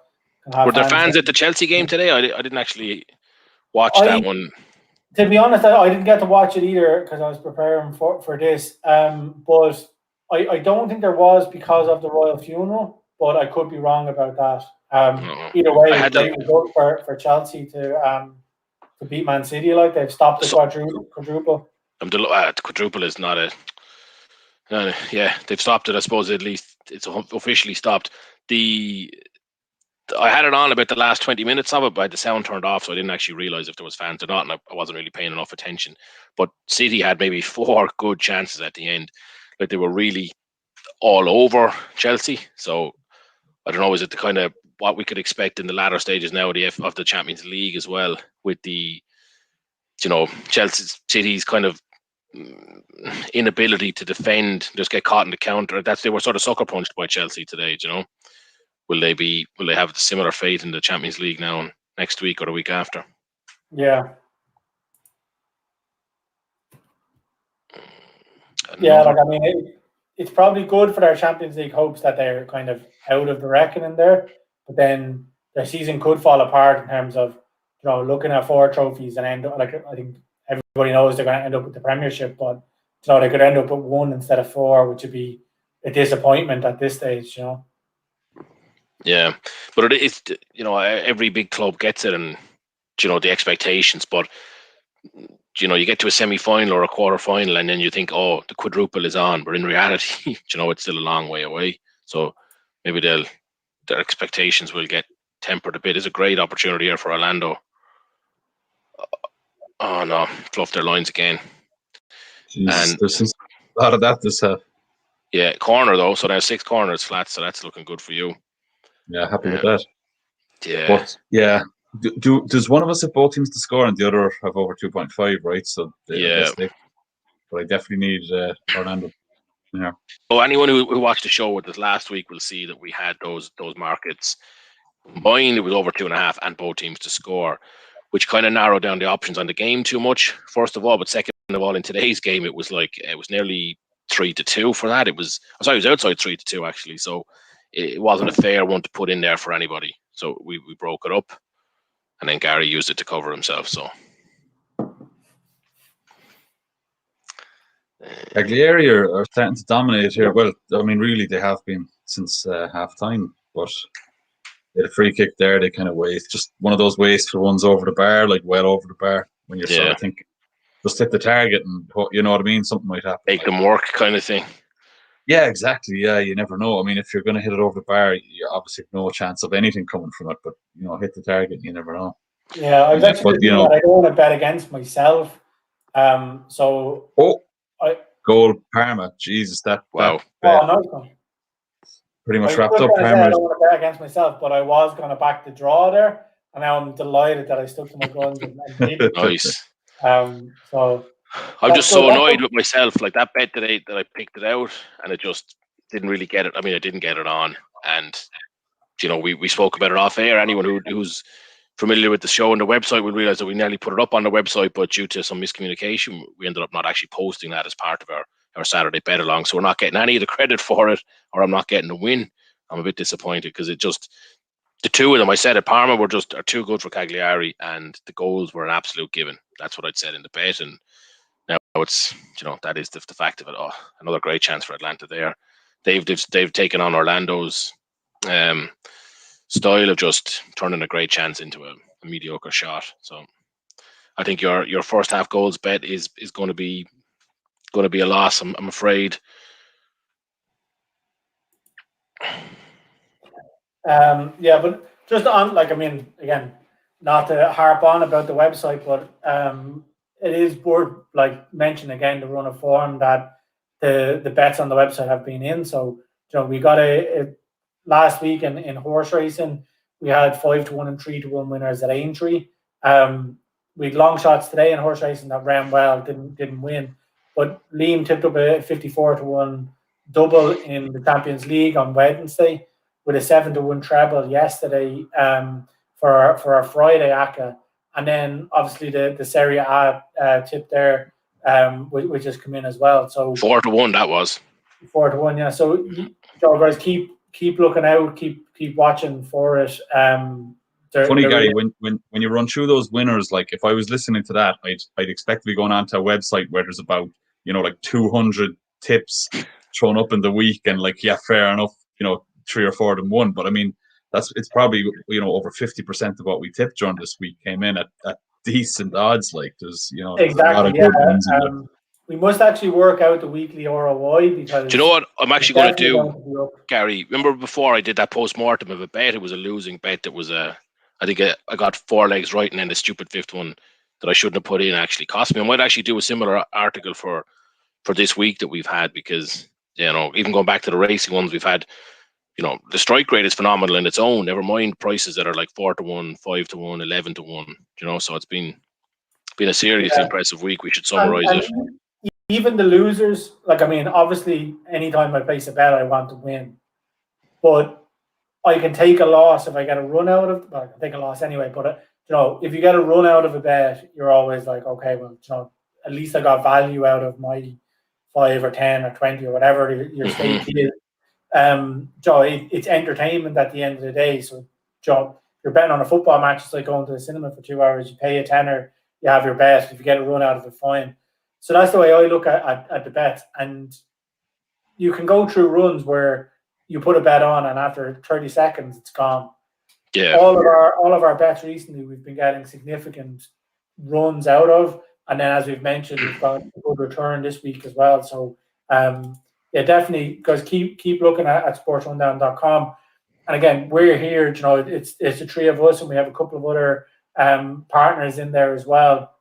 So if there's any suggestions you have for the site, any content you want covered, let us know, and we're happy to kind of tailor that content.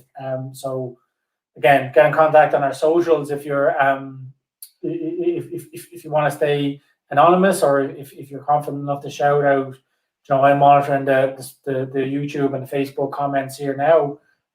So give us a comment in and let us know how your betting has gone over the last week, or what you're looking to do over the next week. Yeah, sounds good, Gary. It is now half time in the Orlando game, by the way, so we'll 15-minute break there for our viewers. Not great. I mean, that's my 20 quid dead. Is it? That's unfortunate. There's been a goal in Genk, by the way, so the 2-goal treble, 2 goals in each game. There's been one in the Cagliari game and one in the Antwerp Genk game. So need one more in each of those, and then just 2 second-half goals in the Orlando game. Be disappointed if there's not those goals in it now. It's been pretty open so far. So yeah, I'm disappointed with myself that I didn't get that 4-1 Cagliari bet on now, because it just feels inevitable when you're looking at a 3-1 score line, but yeah, a great case. It's so ideal. Normally, like, even when those sorts of bets are going well, you're sitting on a 2-1 and you're kind of sweating it out that can they hold on to the lead, but like that, it's so comfortable right now with 25 minutes to go, 3-1 lead, both teams have scored, and they have a 2-goal cushion. Yeah. So just for anyone who was watching before you step away for your halftime entertainment, there's been 6 corners in this game. So Slats was racing into an 11-0 lead before he actually got paid back to 3-2, and now Gary is in the hot seat here. So the next 2 markets up will be a corner between 45 and 50 minutes and a shot between 50 and 55. So both Gary looking for them, right? Yeah. Did I say those times right? Sorry. So the corner is 45-50 and the shot is 50-55, if I had said that incorrectly the first time. Yeah, Gary's got both of those.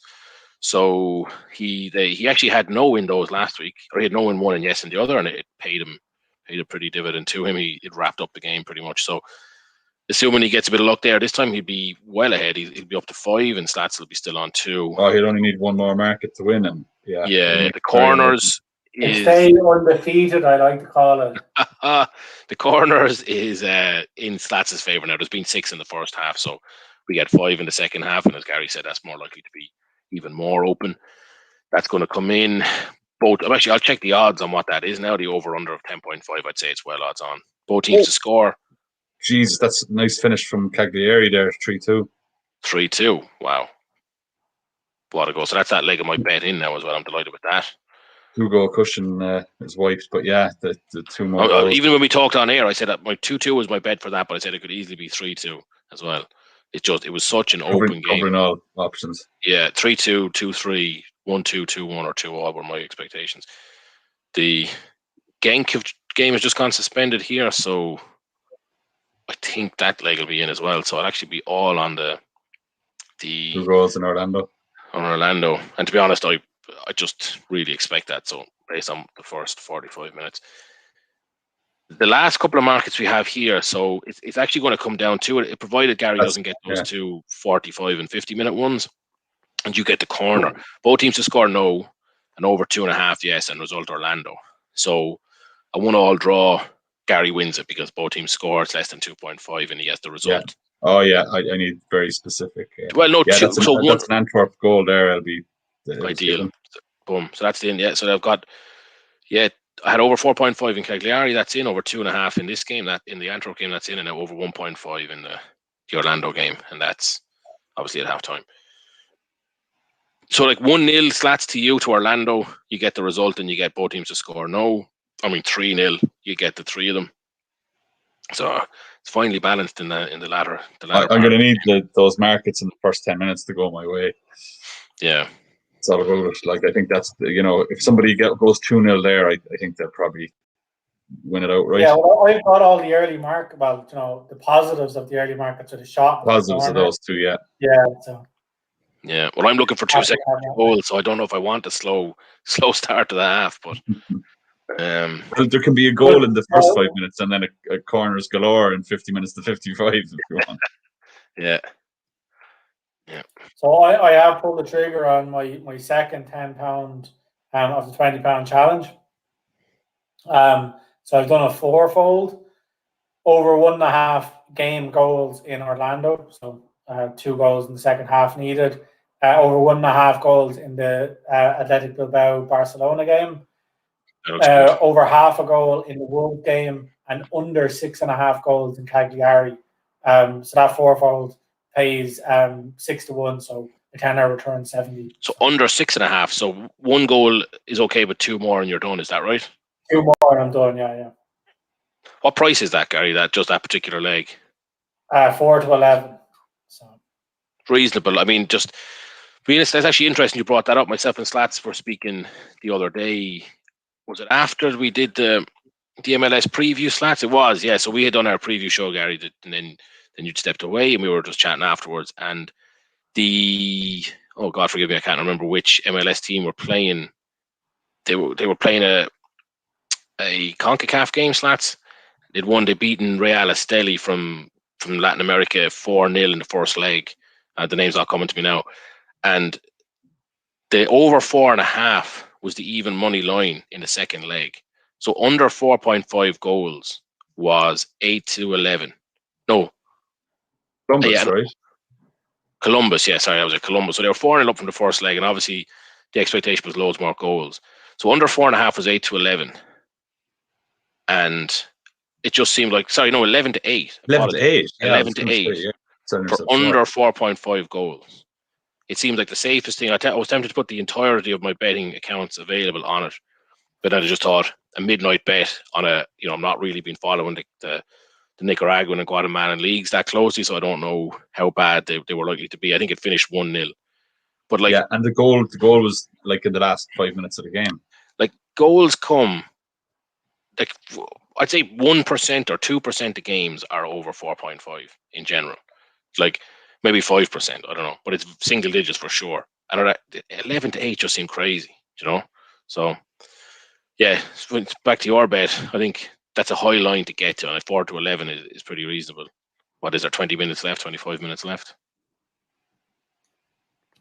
Yeah, 25 minutes, but as I was watching it, there was a ball that just whizzed wide, probably around about an inch wide. And sorry, Bournemouth have a goal disallowed here.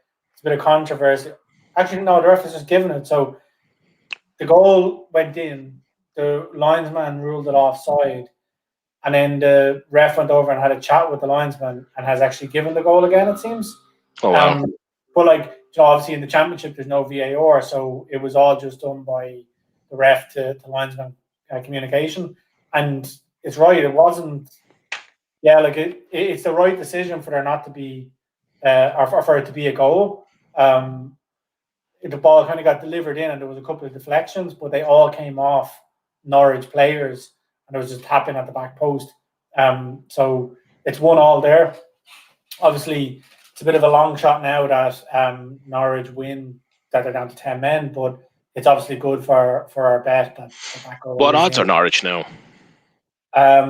She said they were even money at half time when they were 1 goal up, so I'd say they're probably 5-2 now, maybe a bit more.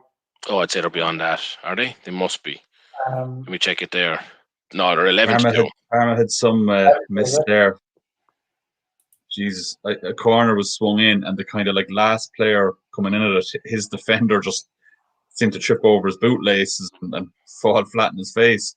So the Parma player coming onto the ball has nobody marking him, nobody near him, and he just wellies it over the bar from about 3 yards out. That's good for Gary though, so we'll take it. And I don't think Norwich are going to win this from here, so happy for the Parma to not win now as well, if it helps Gary. There's a lot of Argentinian matches kicked off at 9 o'clock. B division matches. Oh my God! Oh no, sorry, they're early. Grab a drink there, lads. Yeah. So plenty of action for us to jump onto in a little while if these games quieting down near the end. Are you looking forward to any of the weekend action, Gary? Well, there's a good day of racing tomorrow that I'm looking forward to. So a lot of the racing got moved. So horse racing got moved from today to tomorrow because of the royal funeral. So the Scottish Grand National is on. So yeah, quite looking forward to that. Maybe an article up on SportsRunDown.com later on this evening. So with a couple of fancies. But just to our viewers, if you do like the sound of the tips that we're putting up there, make sure to follow us on the socials, because if we don't get the opportunity to get the articles up for whatever reason, Gary is pretty consistent at getting his bet slips up on Twitter or Facebook before they're off. So it's not the only route to getting the information. So check out the site, of course, but do follow us on Twitter and Facebook as well, especially to get those bets as they go up. Yeah, definitely. As I said, I looked a bit earlier on, and I've looked at the Scottish Grand National, and like being a Grand National, it's a little bit of a lottery. A lot of them can win it. It's a handicap. They're supposed to all be tightly matched. But I think the Paul Nicholls horse, Soldier of Love, has a great profile. He's second favourite at the minute. You can get about 8-1, I think, about him. I think him each way. If you can find a bookmaker, I'll go on now and have a look at kind of the odds comparison matrix. But if you can find a bookmaker that's paying 5 places at 8-1, I think it's a great a great bet, because it's just a bet for nothing. So you get your stake back if he places, and I barring a fall, I can't see him being out of the top 4 or 5. So I'll go in now and have a look at which bookmaker I'd recommend putting the bet on with. Yeah. Yeah, he's the one that sticks out, Soldier of Love, in the big one.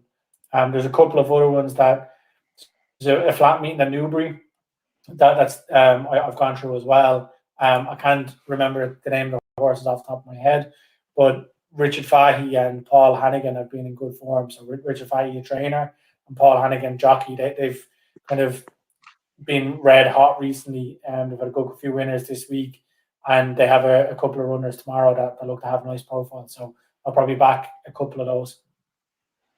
Yeah, sounds good. Well, even if you don't get the article up, get the bet slips up so that I can get on them myself.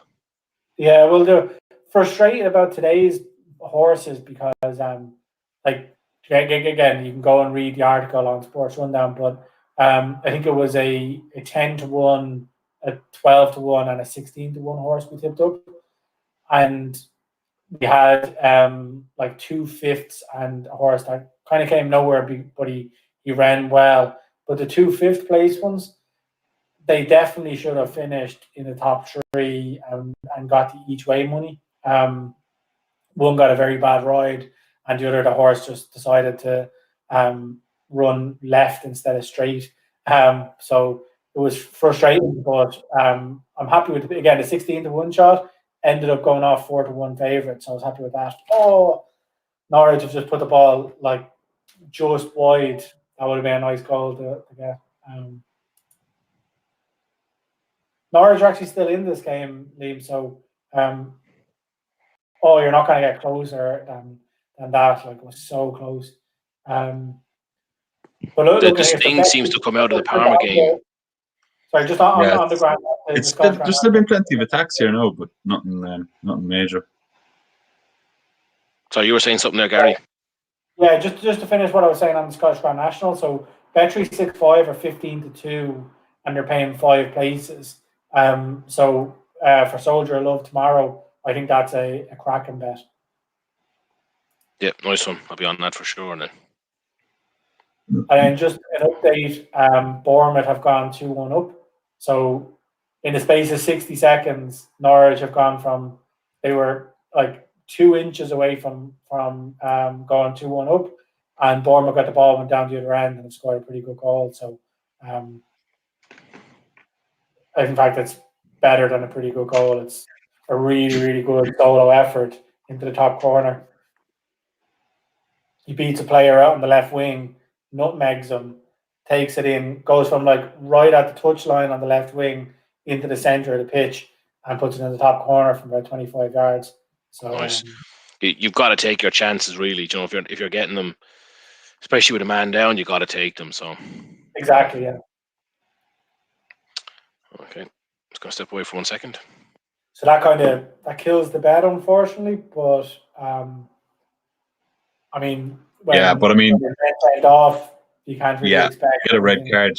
When you get a red card against you, like it's, you know, you can't really be at fault. Like it was clearly a good shout because Norwich were up 1-0 early, and you know we knew both teams were likely enough to score, but the red card just killed any chance of Norwich pushing on from there, really. Yeah, and like, you know, the both teams to score element obviously is in, and that was kind of the banker part of it. I think that was priced up. No, to be fair, yeah, you would said that you were more confident about the both teams to score, but that Norwich were still a decent price. Yeah, it's hard when you see that bit of juice. You know, you look at it and you go, both teams to score is like whatever, even money, but it's 5-1 for winning both teams to score. You can get easily just lured into, you know, the greed. So, like, it's a big task for Norwich, but they're not out of it. They actually have a decent chance here on the edge of the box, a free kick. So, I guess they kind of have to go for it now, at least. You know, when they were sitting on 1-1, or that, like, yeah, when they were sitting on 1-1, they were clinging on. They have to go for it now, and maybe if they got one back, the momentum, we give them an outside chance of getting another. But yeah, that's it. Like, you know, and they kind of are so far above some of the other teams in the league that it wouldn't be a surprise to see them do it. But as I said, it is a very long shot at this stage. So, yeah, they're pressing here. They had a free kick, and then now they've got a corner. Again, it just whizzed wide there from a corner. So, still 30 minutes left. It's not beyond the realms of possibility, but as I said, it is a long shot. We're back underway in Orlando. Oh, is it? Yeah. So what? Our opening kind of market on this half is a corner in the first 5 minutes. Corner, is that right? Yeah. I wish it was a shot because Orlando have just had a shot on target, but corner. Yeah, this is what I want to. Even a few goals, maybe, in a goal would be ideal actually for me here, an Orlando goal, because it'll just run down the clock and leave no chance of the corner. And then, you know, hopefully things calm down then between 50 and 55 minutes. Yeah, exactly. You just want a quiet open in 10 minutes. Our independent adjudicator stepped away at the wrong time. There could be riots now if there's a corner at, like, you know, the 49 minutes and 50 seconds.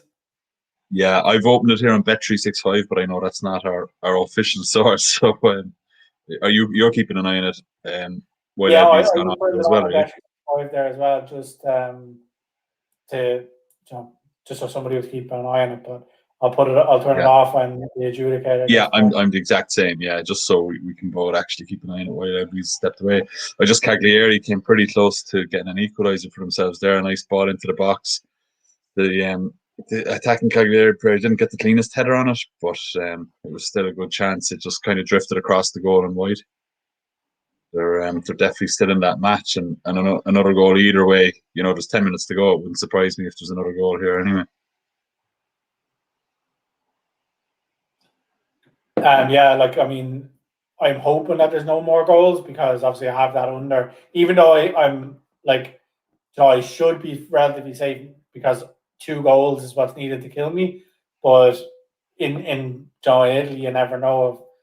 If 1 goal goes in, it could just catch. If it went to 3-3, if it goes to 3-3, you wouldn't know what will happen. If it went 4-2, that you don't want. I want to be in the 92nd minute with a 2-goal cushion. Like, you know? Yeah, exactly. If Parma scored and went 4-2, you would think that it'd kind of finish off Cagliari wrap up the game and it'll just stay that. But yeah, you'd be hoping it goes another 5 or even 10 minutes without any goal anyway. Yeah, exactly. Actually, still no corner. Still no corner. I'm seeing it just. Oh shit! There is. Corner there. Yes, brilliant. Yes. So that's me 4-2 ahead. I feel this is inevitable now. I feel I'm absolutely done here. Do you know what? After being 2-0 up, I actually think I'm going to end up losing this like 9-2. It was great for the skill by the right back there, but yeah, I've never been as happy to see someone just tip it out for a corner. He definitely didn't even need to give the corner away. And what, you just need any shot now between 50 and 55, is it? Yeah, a shot between 50 and 55, yeah.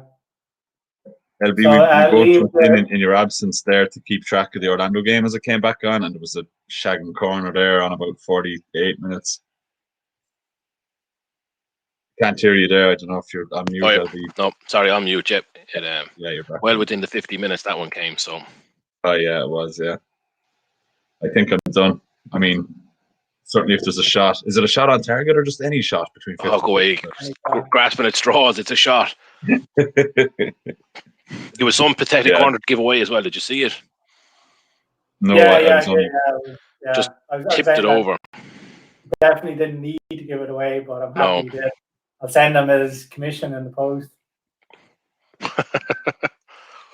Yeah. Was that a shot from the corner? Too early for you anyway, Gary, but oh yeah. So the way we used to have this set up for any of our viewers is we had the shot and the corner both between 45 and 50, but they were, you know, what the bookies call related markets. They were too easy that the corner leads to a shot or a shot leads to a corner, and that one did. So it's but still below the 45. I think there's been about 3 shots already this half.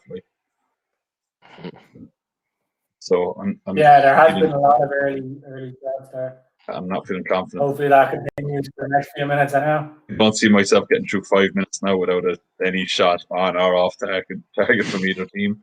The way it does seem unlikely now, doesn't it? I have my 7 corners at least, but if there's a shot here, I think it's wrapped up. Yeah. Like these markets with the bookies they're definitely profitable because, you know, a lot of games you can kind of tell when there's going to be a big push in the second half, and this game certainly looked like one of them. So I might actually start looking into those myself. Yeah, it looked like there was going to be a shot there, but it was a good interception. So I'm actually going to flick off this now because we don't want. Yeah, I'm going to do the same. Yeah, let our adjudicator fill us in.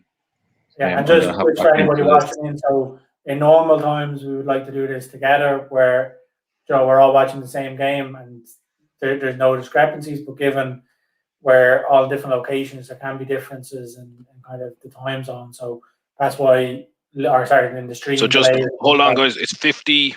Oh, yes. Okay, 50:08 on the clock, and I'm gonna use this as the official one to watch.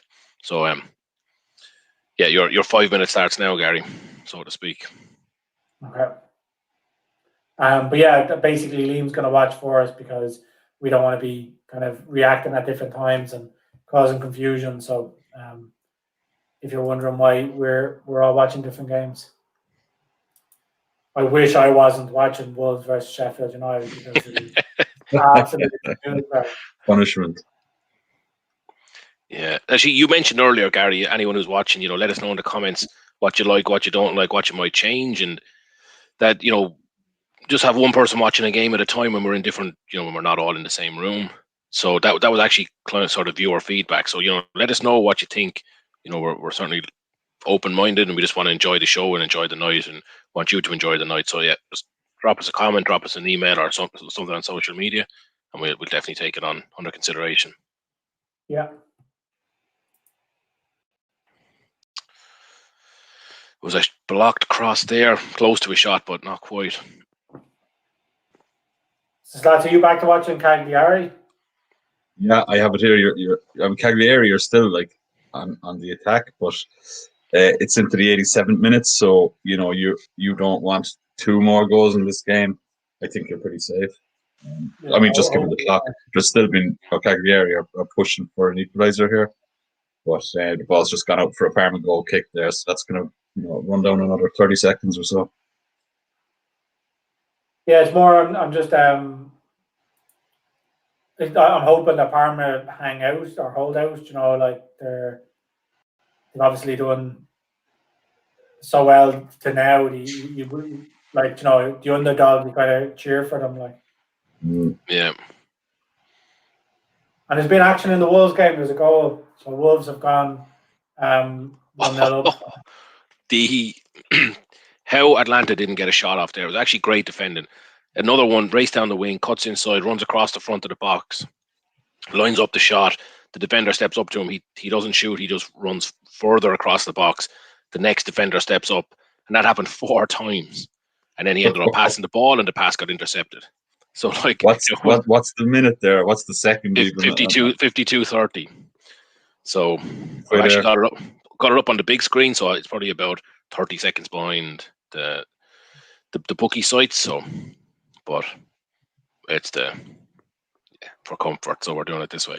But yeah, I don't know how that's happened quite a few times in this match. It must just be early season nerves because both of these teams are well able to play football, and it's just they're not taking shots that they really should be taking. Here's a line note that it has to be a shot. I know we backed this for Orlando winning both teams to score in the treble, but it nearly feels like that could be up already. Like Orlando could be winning and both teams could have scored based on this game could be 2-1 either way already. Yeah, based on the opportunities. Exactly.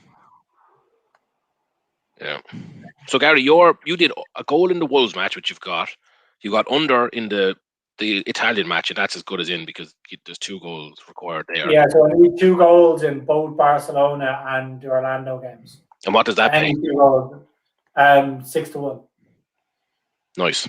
And that's what your last tenor and my last tenor. Well, actually, my first tenor pays similar odds, a little bit lower. So, but I don't have Barcelona, so kind of negative. Just on the Wolves game, so as I said, Wolves went 1-0 up. It's actually a really good goal on the counter attack.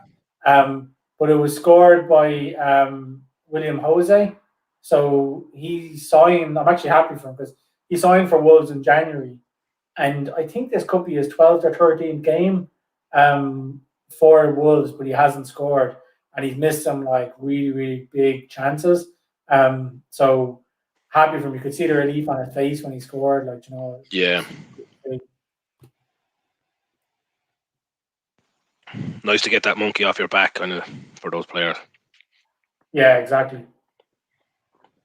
But Sheffield United are coming out now and actually playing some half-decent football, so could actually turn into a decent end to the game after, as I said, 60 minutes of a snore fest. So it's 8-11 for another goal in that match. In which game, Henry? The worst part in the world. Like, I mean, as I said, Wolves. Sheffield United have come out, so it is pretty open. It's just that Sheffield United don't really seem to have like the kind of the clinicalness up front. They're kind of missing it. They're relying on like David McGoldrick and things like that to score, which you can't really do. Yeah, but there's always, if they come out of their box, if they come out of their shell a bit, that they'll concede is always the benefit with the goals bet. I might give it 2 or 3 minutes, and if it's still looking open, Gary, let me know, and I'll jump on that, and hopefully the odds have drifted a little bit further. Yeah, we're now anybody watching in getting a goal now, because in about a minute and a half there's going to be one. Yeah, 55 minutes has come and gone, and there has not been a shot. So, no, the amount of shots that were in 45 to 50, and that's sickening now. That would have wrapped it up for me. Well, not officially, but as good as. What's our corner count?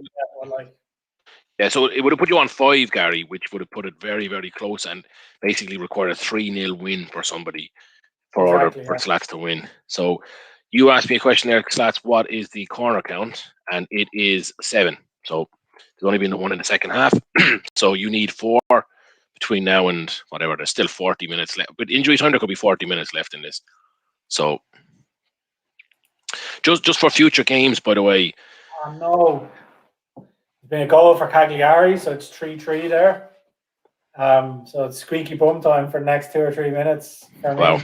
4 minutes injury time here, so Yeah, there's a bit left, and I guess they'll add on with like 30 seconds or a minute for that goal as well. So What's another goal? 4-1 for a goal. Pretty shit. Oh, now your shot has just come in the Orlando game, but it's a little late. I don't want to know. I actually, looking at this Cagliari Parma game, I wouldn't say 4-1 is shit for another goal. Like, I mean, I wouldn't be getting on it just because it's it's into injury time, but it seems pretty fair, given how the game has gone. But I was just going to say before that goal came that for any future MLS games, especially early season, if teams are not great, Orlando and Atlanta, they're both pretty solid defensively here. Like they're playing. It's not that the forwards they've made a few mistakes and they're the ones I've mentioned, but anytime someone breaks with the ball, like they're getting around them in numbers and they're really, really hassling them off the ball. Both of them seem to be doing it, so something to keep an eye on. That's what I said about Atlanta in the season preview. They were 20-1 to win the MLS Cup, and they're not that bad of a team. And they if Martinez starts getting the goals that I expect him to get once he recovers from the injury properly, they've Brad Guzan and things like that in goal. Guzan's definitely in the top 3 goalkeepers in the league. They have a couple of good defenders, a decent enough midfield. I think they're underrated. And again, if you can get the 20-1 on them to win the MLS Cup, I think it'd be a great bet. And we've said it, in terms of European football for years, certainly in the context of Arsenal, it came up a lot of times. Like the spine of a team, that's what wins you your championships. And if you've got a good, centre back or two, a good couple of midfielders and a solid keeper, you only need to pick off a goal every game, and you could be winner. Jesus Christ! Oh no! 4-3. Oh my God! Crazy. I was gonna say what you were talking. I didn't want to interrupt you, but I've never seen a game where both teams are so frantically going for the win when it's gone 3-3 in injury time. The Parma had a shot and the keeper ran out with the ball like they were desperate to get. I went to 9-2. I actually was. Oh, we should have got on that. You said it as well. That was you wouldn't. 4-1. Wow. There's not many games you'd be think 4-1 is good value. I mean, in reality, 9-2 for a goal with 120 seconds left in the game is insanely low prices. That is absolutely sickening. Now it's just the tenacity that both teams were actually going for a win there. I've never seen it before. It's like a draw didn't those. Well, it doesn't. If you look at the table, yeah. So they're both in the relegation zone. They're both probably going to go down. That actually, let me check the table, the stats. I think that's actually could save Cagliari. The tagline on our article on SportsRunDown.com was called "A Belter in the Basement."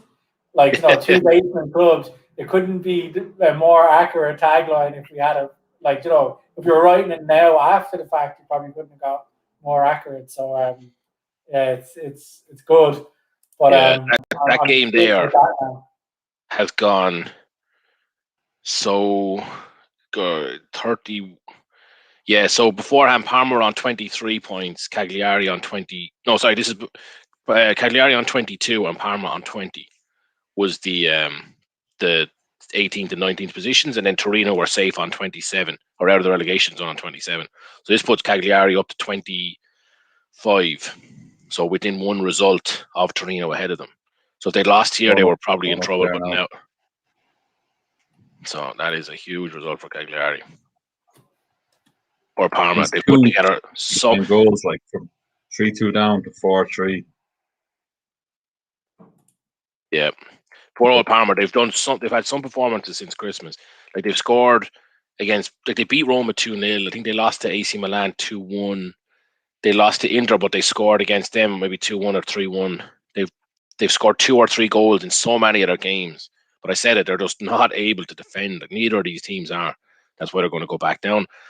Anyone who's familiar with our stream will know that we're big Serie B fans. And the Serie B is going to be back to its old self again next season if the two of them go down, because they can't defend, but they're just unbelievable. They have the mindset to go for goals at every opportunity. And speaking of which, Orlando, polish off my Italian and ask him to send a letter. Oh my God! How did Orlando not score? That is Was it Pato as well? Oh man, they just had It's starting to feel like this game is destined for nil nil, or something. 100%. So passed into the box, backheels it. He gets around one player, second player, gets around the keeper, into cleared off. Well, not quite off the line, but cleared up by the last man behind the keeper, and then one of his colleagues kicks the ball wide from about a meter out. It was. I think Orlando, like if they defend like they're playing here, and like you said, Gary, Atlanta are no mugs. With Pato up front, he's taking this very seriously. I think they're going to be solid. Let me get onto Facebook and find that troll and just tell him now. Is he sure? That was a great little passage of play there. But yeah, I think the two guys are going to be great additions to the Serie B. You're going to polish off your Italian, Gary. Is that what you said? Dust down the books. I said I'm going to polish off my Italian and write a letter asking them to put the Serie B back to Friday nights because it was so entertaining, and especially if you're saying those teams going down are going to make it even more entertaining. So, kind of wasn't as good as what I was going to say the first time, or when I was going to say the first time. Yeah. Some of those lower leagues are so entertaining, though, aren't they? Like the Championship in England is a great one for different reasons, but like the Serie B is such a goal fest of a league as well. It is 10-11 now for that second goal in the Wolves game. Feels a bit stingy now, to be honest. 20 minutes left. Might hold off. Like it has a chance because Sheffield United have come out really, really attacking. So I actually wouldn't put you off backing it at around evens, but you are relying on Sheffield United scoring, so that's the big caveat.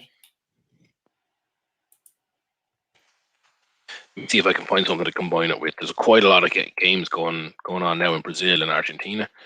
So I'll tell you a few. I was looking at Braga are drawing it all away to Rio Ave, but there's been plenty of shots there, and Braga kind of dominating. They're 13-10 to win, which I think is kind of reasonable just looking at those stats. But it's 2-5 for a goal, is it? Yeah. Feels. And then Barca have been dominating as well. I know, you were kind of thinking Athletic Club could have a bit of a go there, but again, like I'm only looking at the Betfair stats now. There are 55 dangerous attacks to 11. They have 11 shots with 4 on target, whereas Bilbao just 1 off target. I'm actually going to put that game on here, Slats, and watch it because I do think that like Barcelona are starting to become value at nearly even money. Like, I'm going to do the treble here. I'm going to do a goal in Wolves, Braga, and Barcelona, and it's 8.5 to 1. So I'm going to put my final tenner of the night on that. That's my. I did. Yeah, I actually just did, and it's not. I went bust on my good challenge, but I just threw my tenner on Barcelona, Braga, and 2 goals in the Orlando game. Even since putting that on, I'm just feeling like this Orlando game, neither side is looking like they can finish. So I probably prefer your version of this bet. And LB, can you just let me know if and when Martinez comes on? Because if Martinez comes on, I would want to back him for anytime goal scorer and hopefully get a decent price. So. Yeah, I will keep an eye out for that for sure. What would you're going to just back him just to score a goal in? Just to score a goal if he comes on. So. Yeah. I'm looking at these remaining markets in the head-to-head, and like you'd have to think at this stage, well, the both teams to score and the over 2.5 are probably going to cancel each other out. Yeah. Probably getting there. So for me, I'm down by 1 here, so I think I need the corners to come in for me, which isn't too much of a long shot, and I need Orlando to come on and actually win this game. At least we're getting value in it here. Like it's not beyond either of you. Like it's still well within both your reaches. I think the corners are going to come in. Looking at this, like they're both still going for it. I think from Atlanta's point of view, this is a free swing. This game, you go down to Orlando and you lose or get 1 point, it makes no odds. I think Orlando will feel that they need to win to actually make it. Go on. Yeah, no, I agree. Sorry, yeah, I'm just looking at it, right? So if Orlando win and it's both teams to score, that would mean it also has to be over 2.5 goals. So you know what I mean. If Orlando win, regardless, both teams to score and over 2.5 will have to be cancelling each other out. Well, unless Orlando go on to win 3-0, which 3-0 or 4-0 at this stage seems pretty unlikely. So they're probably cancelling each other out. So that gets me back level, and then it all comes down to the corners. And what are we still on? Just the 7 corners? I need 4 more. So it's the way around. I think you're going to get the corners, and if Orlando can scrape a win, well then you'll get the overall thing. I'd say it's going to come down to looking at this now. I'm beginning to think draw. They'll all draw. Unfortunately, I'm on for goals myself, but the defending is too robust. The MLS games so far, like, it's a shame to pick. I mean, it sounds like it's been an entertaining game. You've been watching it, but it's a shame to pick what's looking like a potential 0-0 draw with the goals and both teams to score games that we've seen so far. Yeah, it's just strange. I haven't seen it in any of the European football, maybe because we're so far into the season and I just can't remember back in August. But they're coming in off the wing and they're getting to the edge of the box and they're just skirting along the front of the box. They've done it again here at Atlanta. And they're so reluctant to shoot, but they seem to have the space to do it. I just can't understand it. I can only put it down to early season rustiness / nerves. Yeah, nerves yeah. Or else they have some money riding on this game that they don't want to score. Yeah. So just on the Barcelona game, like, I thought when I was going to start watching it that Barcelona were the best, but Bilbao are very much in the game. So I know you were saying, Slats, that the stats don't really back it up, and they don't. 72% for Barcelona, but Bilbao have. I'm going to be eating your words here, though. Oh, am I? Sorry, yeah. I was looking at it in terms of from a Bilbao, from a Bilbao attack, like. Oh, the joy in Stats' voice when he said that. You might be all right. It's still suspended, so I think they're going to be checking the goal. Yeah. What are they checking? No, it was offside? Just I was looking at it from a betting perspective myself. So obviously I was a bit of ahead of you watching the match because the betting sites are obviously a bit quicker. Oh. But I think it's offside. Oh, really? Yeah. Like, I mean, if they have the kind of the lines that they do in the Premier League. We've got a fight here in the Orlando game. Fight? It's just shaping up to be. I wonder when it kick off. There was a good ball into the box from Orlando. Ruan, their forward, went up for it. The keeper caught it clean in the air, and then he ran after Ruan to. He grazed the keeper. He might have touched his jersey. The keeper was making an absolute deal out of this for nothing. It's gone down like he got kicked in the. Oh, what a big! That was. Given the goal, Jesus, like it that looked offside to me. They didn't get the lines out like they do in the Premier League, but I thought that the guy's kind of shoulder was ahead. In the I'd be behind the ball though, maybe. In La Liga and the SerieA, Gary, though, it's much more a spirit of the rule where if it's not clear and obvious, this whole thing of super slow motion to get the right decision, they don't really do that. It's like we said, it's in the rules, clear and obvious error. When it wasn't a clear and obvious error, we move on. So maybe it was. You could make a case that it was offside. I haven't seen it myself, but the bar is lower there. Yeah, like they didn't even really show the proper replay of it. Like they showed one replay and then moved away. So I'd like to see it again, but in the replay it looked offside to me. Yeah, so Orlando are really coming into this game now. Well, they were never really out of it, but they're putting a lot of pressure on. Couple of lucky breaks here for Atlanta. Like the keeper came out and caught the cross. There was a free, but they took advantage and then just messed up directly after they took advantage and lost the ball. But they're coming into it. I think your boy might be coming on here for Atlanta. There's a couple of people getting their boots checked, but I can only see their boots. So I saw. I just flicked it on there in passing, and Muller set up Pato for a good chance there. Guzan has made a really good save. Yeah, I think that I think Orlando are going to win this match now. I think they're going to win it 1-0. Well, I need them to get a few corners in the build up to that one goal. So they're 12-5 to win the game. That is tempting. I've been really impressed by Pato. Not by, obviously we know he has the quality, but the effort he's putting in, drifting across the box there. Yeah, that's promising just for him. As the season progresses now, like even if he doesn't get in the score sheet tonight or whatever. Yeah, I think the defender deflected that, Gary. That one that the keeper saved, like after Pato struck it. Oh, really? Yeah. So I think he might have actually scored that had it not been the not being deflected. Here. Yeah, he did. Yeah, he took a little bit of his thing off it. Yeah, Martinez is coming on, Gary. Is he? Yeah. Right. I have he's cleaning his boots and he's gargling water and spitting it out like a wrestler. So I can only assume that he's about to come on. It's a water break. Doing it Triple H style or? Yeah, shirt off and everything.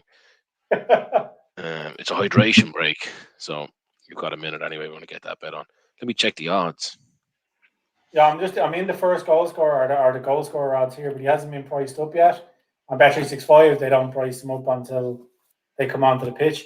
I might just check Betfair. It's disappointing. Betfair don't seem to be pricing up the shots market for the MLS. That is disappointing. Yeah, there's part of me actually feel like getting onto them and saying profitable market. I mean, it would have been profitable. Even pre-game, they're not doing it. No, I know sometimes they seem to suspend the market in play, but no, not at all. They'd at least pre-game. Yeah. Yeah, Betfair haven't got them priced up either yet, so it'll have to be for when you get subbed on. Yeah. Did either of you back any more goals in Wolves? I did, yeah. No. So Sheffield United had a shot from like the 18-yard box that Rui Patricio made a good save, and it fell. I didn't see the player at the edge of the 6-yard box it fell to, but it fell to someone from Sheffield United, and he had a shank, like hit it off his ankle and went like, off to the right hand side. Instead of going at the goal, it just went straight right from the 6-yard box. So that's actually going to cost me because Barcelona have gone 2-0 up and it is now suspended in the Rio Ave Braga game. So if that's a Braga goal, that's just going to be a yellow card suspension. It looks like Braga have a free kick around the halfway line. So unless they do something magical with that free kick, I would guess that the suspension is for a yellow card. Okay. Right. Martinez is on anyway. He's drenched himself in water before he came on the pitch. And do you know the phrase that he's wintered well? Have you ever heard that phrase, or is that just? Well, that's a horse. That's a horse race. Is it? I've only ever heard it. I've heard it about humans too, but I don't think you'd want a sports person to have wintered well. Is wintered well not like? Yeah, no, I've heard it about I've heard it in the context of hurling players who come back after last season and they look like they've enjoyed their off season too much. Yeah, and exactly. Martinez has the walk of a man who's wintered well now, looking at him. So hold off on that bet, Gary, if you have a second. He's been off for so long. You have to forgive him. But I'm definitely backing him. Can't not back him. I'd rather lose my money than not back him and him score. You know that way? Yeah, sure. Although they haven't priced him up yet still. So what are you looking? Anytime goal scorer, is it? Well, I think now I'll just do first. Depending on what the difference in price is like. It'll be double at least, like it usually is at this stage. Here he is now. I'm looking here, and like at the top of the market, it's probably about 20% more. But at the bottom of the market, it'd be nearly double. So, but if you have if you have a Betfair account or anything open, if anybody has, just stick 10 on for me. I'm looking at him, but I don't see him here. I'm looking at him. Oh, there he is. There, he's 6-1 anytime, 17-2. That's gone suspended now, but he was 17-2 in the first. You want a tenner on 17-2, Gary? Now I'm just gonna refresh Bet365 here and see. I think 9-1 on Bet365 is priced up there, so I've got 9-1 for his goal. Nice. I don't know whether Joseph or Joseph, but he can call himself what he wants if he scores. J. Martinez. There was another dive in this game here by Orlando, and the ref just wave play on, having none of it. He's now still down injured. Like the play has gone back, but he's just having Pato as well. Do you know what? He's actually stood on the ball, so he actually might have hurt himself here, but it was no way was it a free. God, I hope that's not. Just like, get up, get out of it. Your man's actually I actually think that's a real injury. He didn't get fouled, and it looked like he dived, but he actually stood on the ball afterwards. And when that happens, like your whole, this could be a disaster. He just stood on the ball, and instantly when he went over it, just grabbed the back of his knee, the very, very bottom of the hamstring. God, I hope that's nothing. Yeah, you don't want to see that. Like, no, and he's played really well.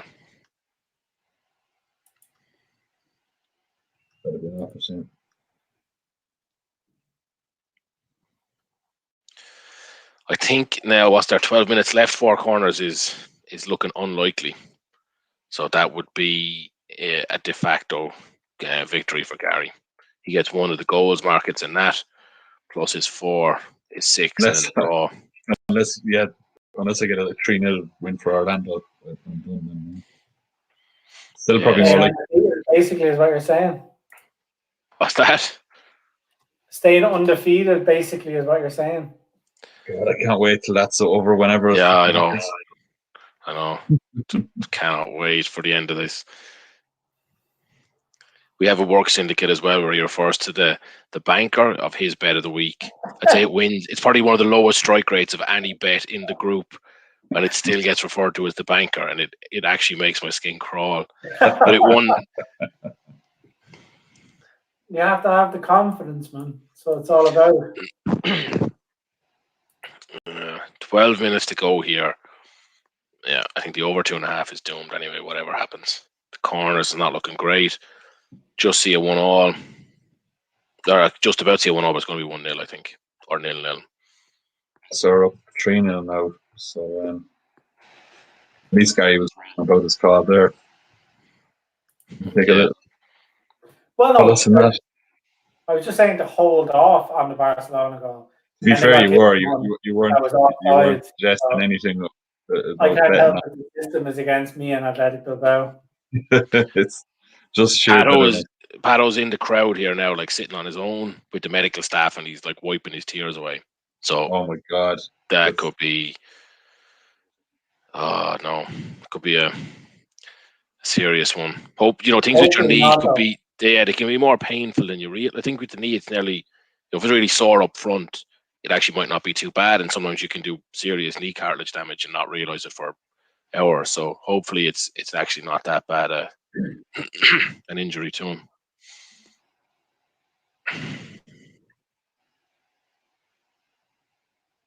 It's looking unlikely that he'll get a goal in the Wolves game now. No, I'm not getting 2 goals in this either. I think my really promising tenor is now going to be like with you guys, 2 zeros. You're busted as well, Gary, are you? Huh? Yeah, the Cagliari game under €20 challenge. Yeah, sure. The Cagliari game let me down. Oh, I would have been waiting on 2 goals in this game. But I could cash out of my two tenors and get what £7 back out of my 20 and win the £20 challenge, but I'm not going to do that. You got to win. It'll be the most shameful win. It's actually a pretty reasonable cash out, 7 like for my 20, considering that my Barca have scored again, by the way. But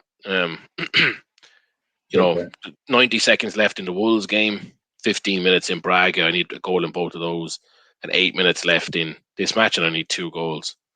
It's very, very surprising that there's so much money left on the table, but Yeah, I won't be taking it. Even though I'm almost guaranteed these bets don't win.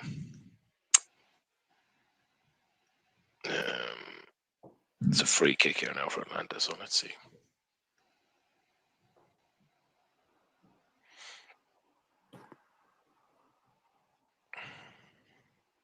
Are you going to watch the rugby this weekend, Slats? I don't think there's any rugby on this weekend, is there? Is it not this weekend? No. Oh no, there's a break week. There's a break, is there? Yeah, so yeah, the this Rainbow Cup will be starting up. But you know, it'd be great to have the South African teams right in the mix straight away. But it's kind of the cup that's been thrown together just to introduce them into the Pro 14 next season. And I don't know, are you seeing something going on there, Gary? Or Just for Liam's bet, Adam Traore was like breaking into the box, kind of 1-on-1, and all he had to do was have accuracy, and instead he went to burst the ball with power and like hit it about 10 yards wide. But he should have scored. So. He does have a tendency to do that, and it's disappointing. Yeah, just panic stations, like. Yeah. That's the injury time. There's not much left there. No. Just turned on 90th minute now on my clock. So. How's my boy Martinez doing, LB? Has he got any chances? Or to be blunt about it, you wouldn't even know he was on the pitch if I hadn't seen him actually come on as a substitute. All right. He hasn't done much, but in his defense, Atlanta haven't done a huge amount. So yeah, no, quiet. I mean, at his stage now, the way he's at, he just needs a few run outs, slowly build up the time over the next couple of weeks. So hasn't done anything wrong, but hasn't really done anything at all either. Orlando are really, really pushing for it here. They're chasing Atlanta down every time they get the ball right back to the keeper. So they might snatch a late winner, but who knows? It's gone suspended in the Wolves game, Gary. Is anything happening there? Is it just a late match suspension? Not on my screen anyway. Although, no, I don't see it suspended on my side. I'm just checking the fantasy football, guys, the NFL fantasy football. So somebody in our league is doing very well. They're on. I think you mean the MLS. MLS. You said NFL. NFL. Oh, did I? Sorry, yeah. MLS, yeah. So LB, you're second now on 24 points. Nice. In our league. So I'm just checking mine now to see. We jump in. Yeah, because it's in place. So I have Ruan here, so he'll get himself a clean sheet, which would be good. Oh, geez, Atlanta had a great chance there. Yeah, they're doing their bit. It's still suspended in the Wolves game. I think on Bet365 they might have just suspended it because it's late in the game. The last MLS game of today is coming up, and it's kicking off in about an hour. I know we'll be offline before it starts, but I really think LAFC to win and a few goals there there seems to be great value in it. We spoke about it in the preview earlier in the week. Like, obviously, it's hard to know a whole lot about Aston given their new side. All we have to go off is a few friendly matches that they've played in the warm-up over the last month. Those games, there's been 32 goals in 5 matches that they've played, with both teams scoring every match. And, LAFC with the strikers they have, they've 3 absolute quality strikers there. They're going to be, prolific again in front of goal.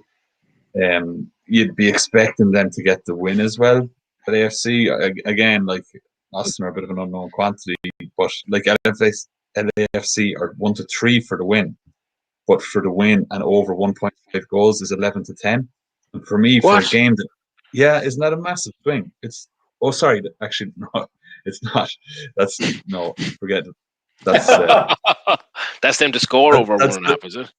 That's the win. It's Jesus, yeah. It's not at all that. That's for the first half. It's for over 2.5. It's 8-11 over 2.5 in the win. Oh, that's so different, though. An extra goal and like 40% lower odds. It's significant. It's a significant change. Sorry for throwing out the wrong odds there because, geez, I'd be putting my bank on that if it was 11-10. But I still just think like there's going to be a lot of goals there, and I think Los Angeles are going to come away with the win. I would feel like going in heavy on that over 2.5 and the win at 8-11. It seems pretty decent value. Yeah, it does. The kind of seems like less value now since I said 11-10 and 1.5 to begin with. Yeah, it does, definitely. This match here has had no yellow card, and that's actually amazing me. That there's been some pretty juicy tackles and the kind of tomfoolery, we'll call it, that's been going on. So the ref has done a great job of letting this game flow. It's unfortunate. I actually haven't heard tomfoolery since I watched Good Will Hunting. God, I haven't seen that movie in years. What a great film. Good Battle You and tomfoolery. Is there a chance here? Oh no. Yeah, do you know what? The two of these sides, as much as the forwards have been a bit rusty, like the defending has been vigorous. So definitely gonna keep an eye on the odds for both of these sides next week and see. But like, just to recap, it looks like I'm gonna win because I have Atlanta and because you've what? And the corners, yeah. You're gonna win this, yes. Unless there's 4 corners, you win the corners. Under 2.5 goals as well, like so. Yeah. You only need 2 of the remaining 4 markets, and there either needs to be an Orlando goal and either 2 more goals for Orlando and 4 corners. Oh, that's all it can be. Yeah. So you've won. Basically, Cagliari remains unbeaten. That's all we need to know. Thanks, guys. This could actually turn out to be quite the hiding as well, because in reality, you're going to win 3 of these remaining markets. It's going to be 7-4. We've had a few 7-4s. I'll get both teams to score. Considering you thought you were going to win 11-0. Yeah. Oh, there was a great shot there. A reasonable shot, but made the keeper's dive, and he parried it out. But when I got those first 2 in, right, and in my head, Orlando were going to dominate, so they were going to get the race to corners, they were going to get the race to shots, and they were going to go on to win, and there was going to be over 2.5 goals. Possibly there wasn't going to be both teams to score because they were going to win like 3 or 4-0, and there was going to be loads of corners because they were going to be dominating. I just had Orlando for the rest of the match, and it was 2-0 up. So yeah, I got a bit carried away. And actually, one of Gary's only, he was very unlucky to lose the shots market because it came just after the 55 minutes, and he kind of only took the both teams to score directly after you took over 2.5. It sounded like a hedge at the time. So like it's actually been your prediction for the match has just gone so awry since. No, I had them wrote down here. I had my order wrote down here. So did you fancy both teams to score? I had both teams to score ranked 7th on my list and over 2.5 ranked 8. So I was going to take, if I had a choice of taking them back to back, I was going to take them back to back. But nice. It just worked out as a hedge. It wasn't an intentional kind of cynical hedge. Oh, okay. As much as you might think. Yeah. This match has gone suspended now as well. I think it is that late in the game suspension that they do. So we'll wrap this up as well. So that's actually, you get the Atlanta draw. The Orlando to win obviously hasn't come in. Under 2.5. So that's another one for Gary. Both teams to score no for Gary both teams to score no for Slats. 10.5 corners under, and then all the early ones as well. So that is a comprehensive, comfortable win for Gaz. Yeah. That could have been a penalty for Orlando. Were you watching that? Yeah. Looked to me like a pen. The ref hasn't given it anyway, but no, he's given nothing in that. Absolutely nothing.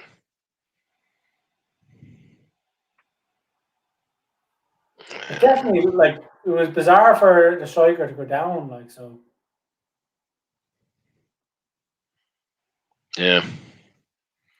Did you see that the Atlanta player going to lob the keeper from in his own half? Yeah, I saw that. Yeah, chested it down. Then never was on. Not naughty to even try it though. Yeah, I've just seen on the delayed coverage here that penalty that you're talking about. Like, he made a meat of it, but the ref was just absolutely having none of it. Like, he's just not buying it. This ref at all. Let's see it here. No, it was the right call. Yeah, it probably was the right call. Yeah. A free kick here now for Atlanta. Are they going to go for it? I am watching it on a tiny little screen on Bet365, so I haven't got the greatest view in the world. Kind of just, by next week. It's felt destined to remain 0-0 for about the last half hour. Like, just even. Yeah, it really has. Like, we did say it early on. Oh, there's a tackle, and he's not. Oh, wow. Yeah, he's I'm amazed this match is finished with no yellow cards, to be quite honest. But yeah, once we saw the defending was looking that good and the strikers were kind of a bit rusty, I thought they'd come into the second half a bit more. They haven't, to be quite blunt about it. They haven't even really had the same amount of chances in the second half as they had in the first half. So it's a good day for whoever has Atlanta or Orlando defenders in their fantasy team. Well, you have Guzan as your keeper, so good day for you. Yeah, I know. Yeah. Who did you pick as your keeper, actually, Gary? Or Slats, but I know, Gary, you're a big fan of Guzan, so. Yeah, no, I didn't go with him because I didn't want to be too, the way when you're too kind of linked to a team. So I stayed away. I'm trying to forget who I went. Let me check now. I got Willis for Nashville. I think I have to. Yeah, I think I might have Willis. I was between two or three. It was just based on defense, really. I have Zimmerman for Nashville as well in my defense. So I've got Zimmerman too. Yeah, no, sorry. I Willis in goal. Yeah, for Nashville. So.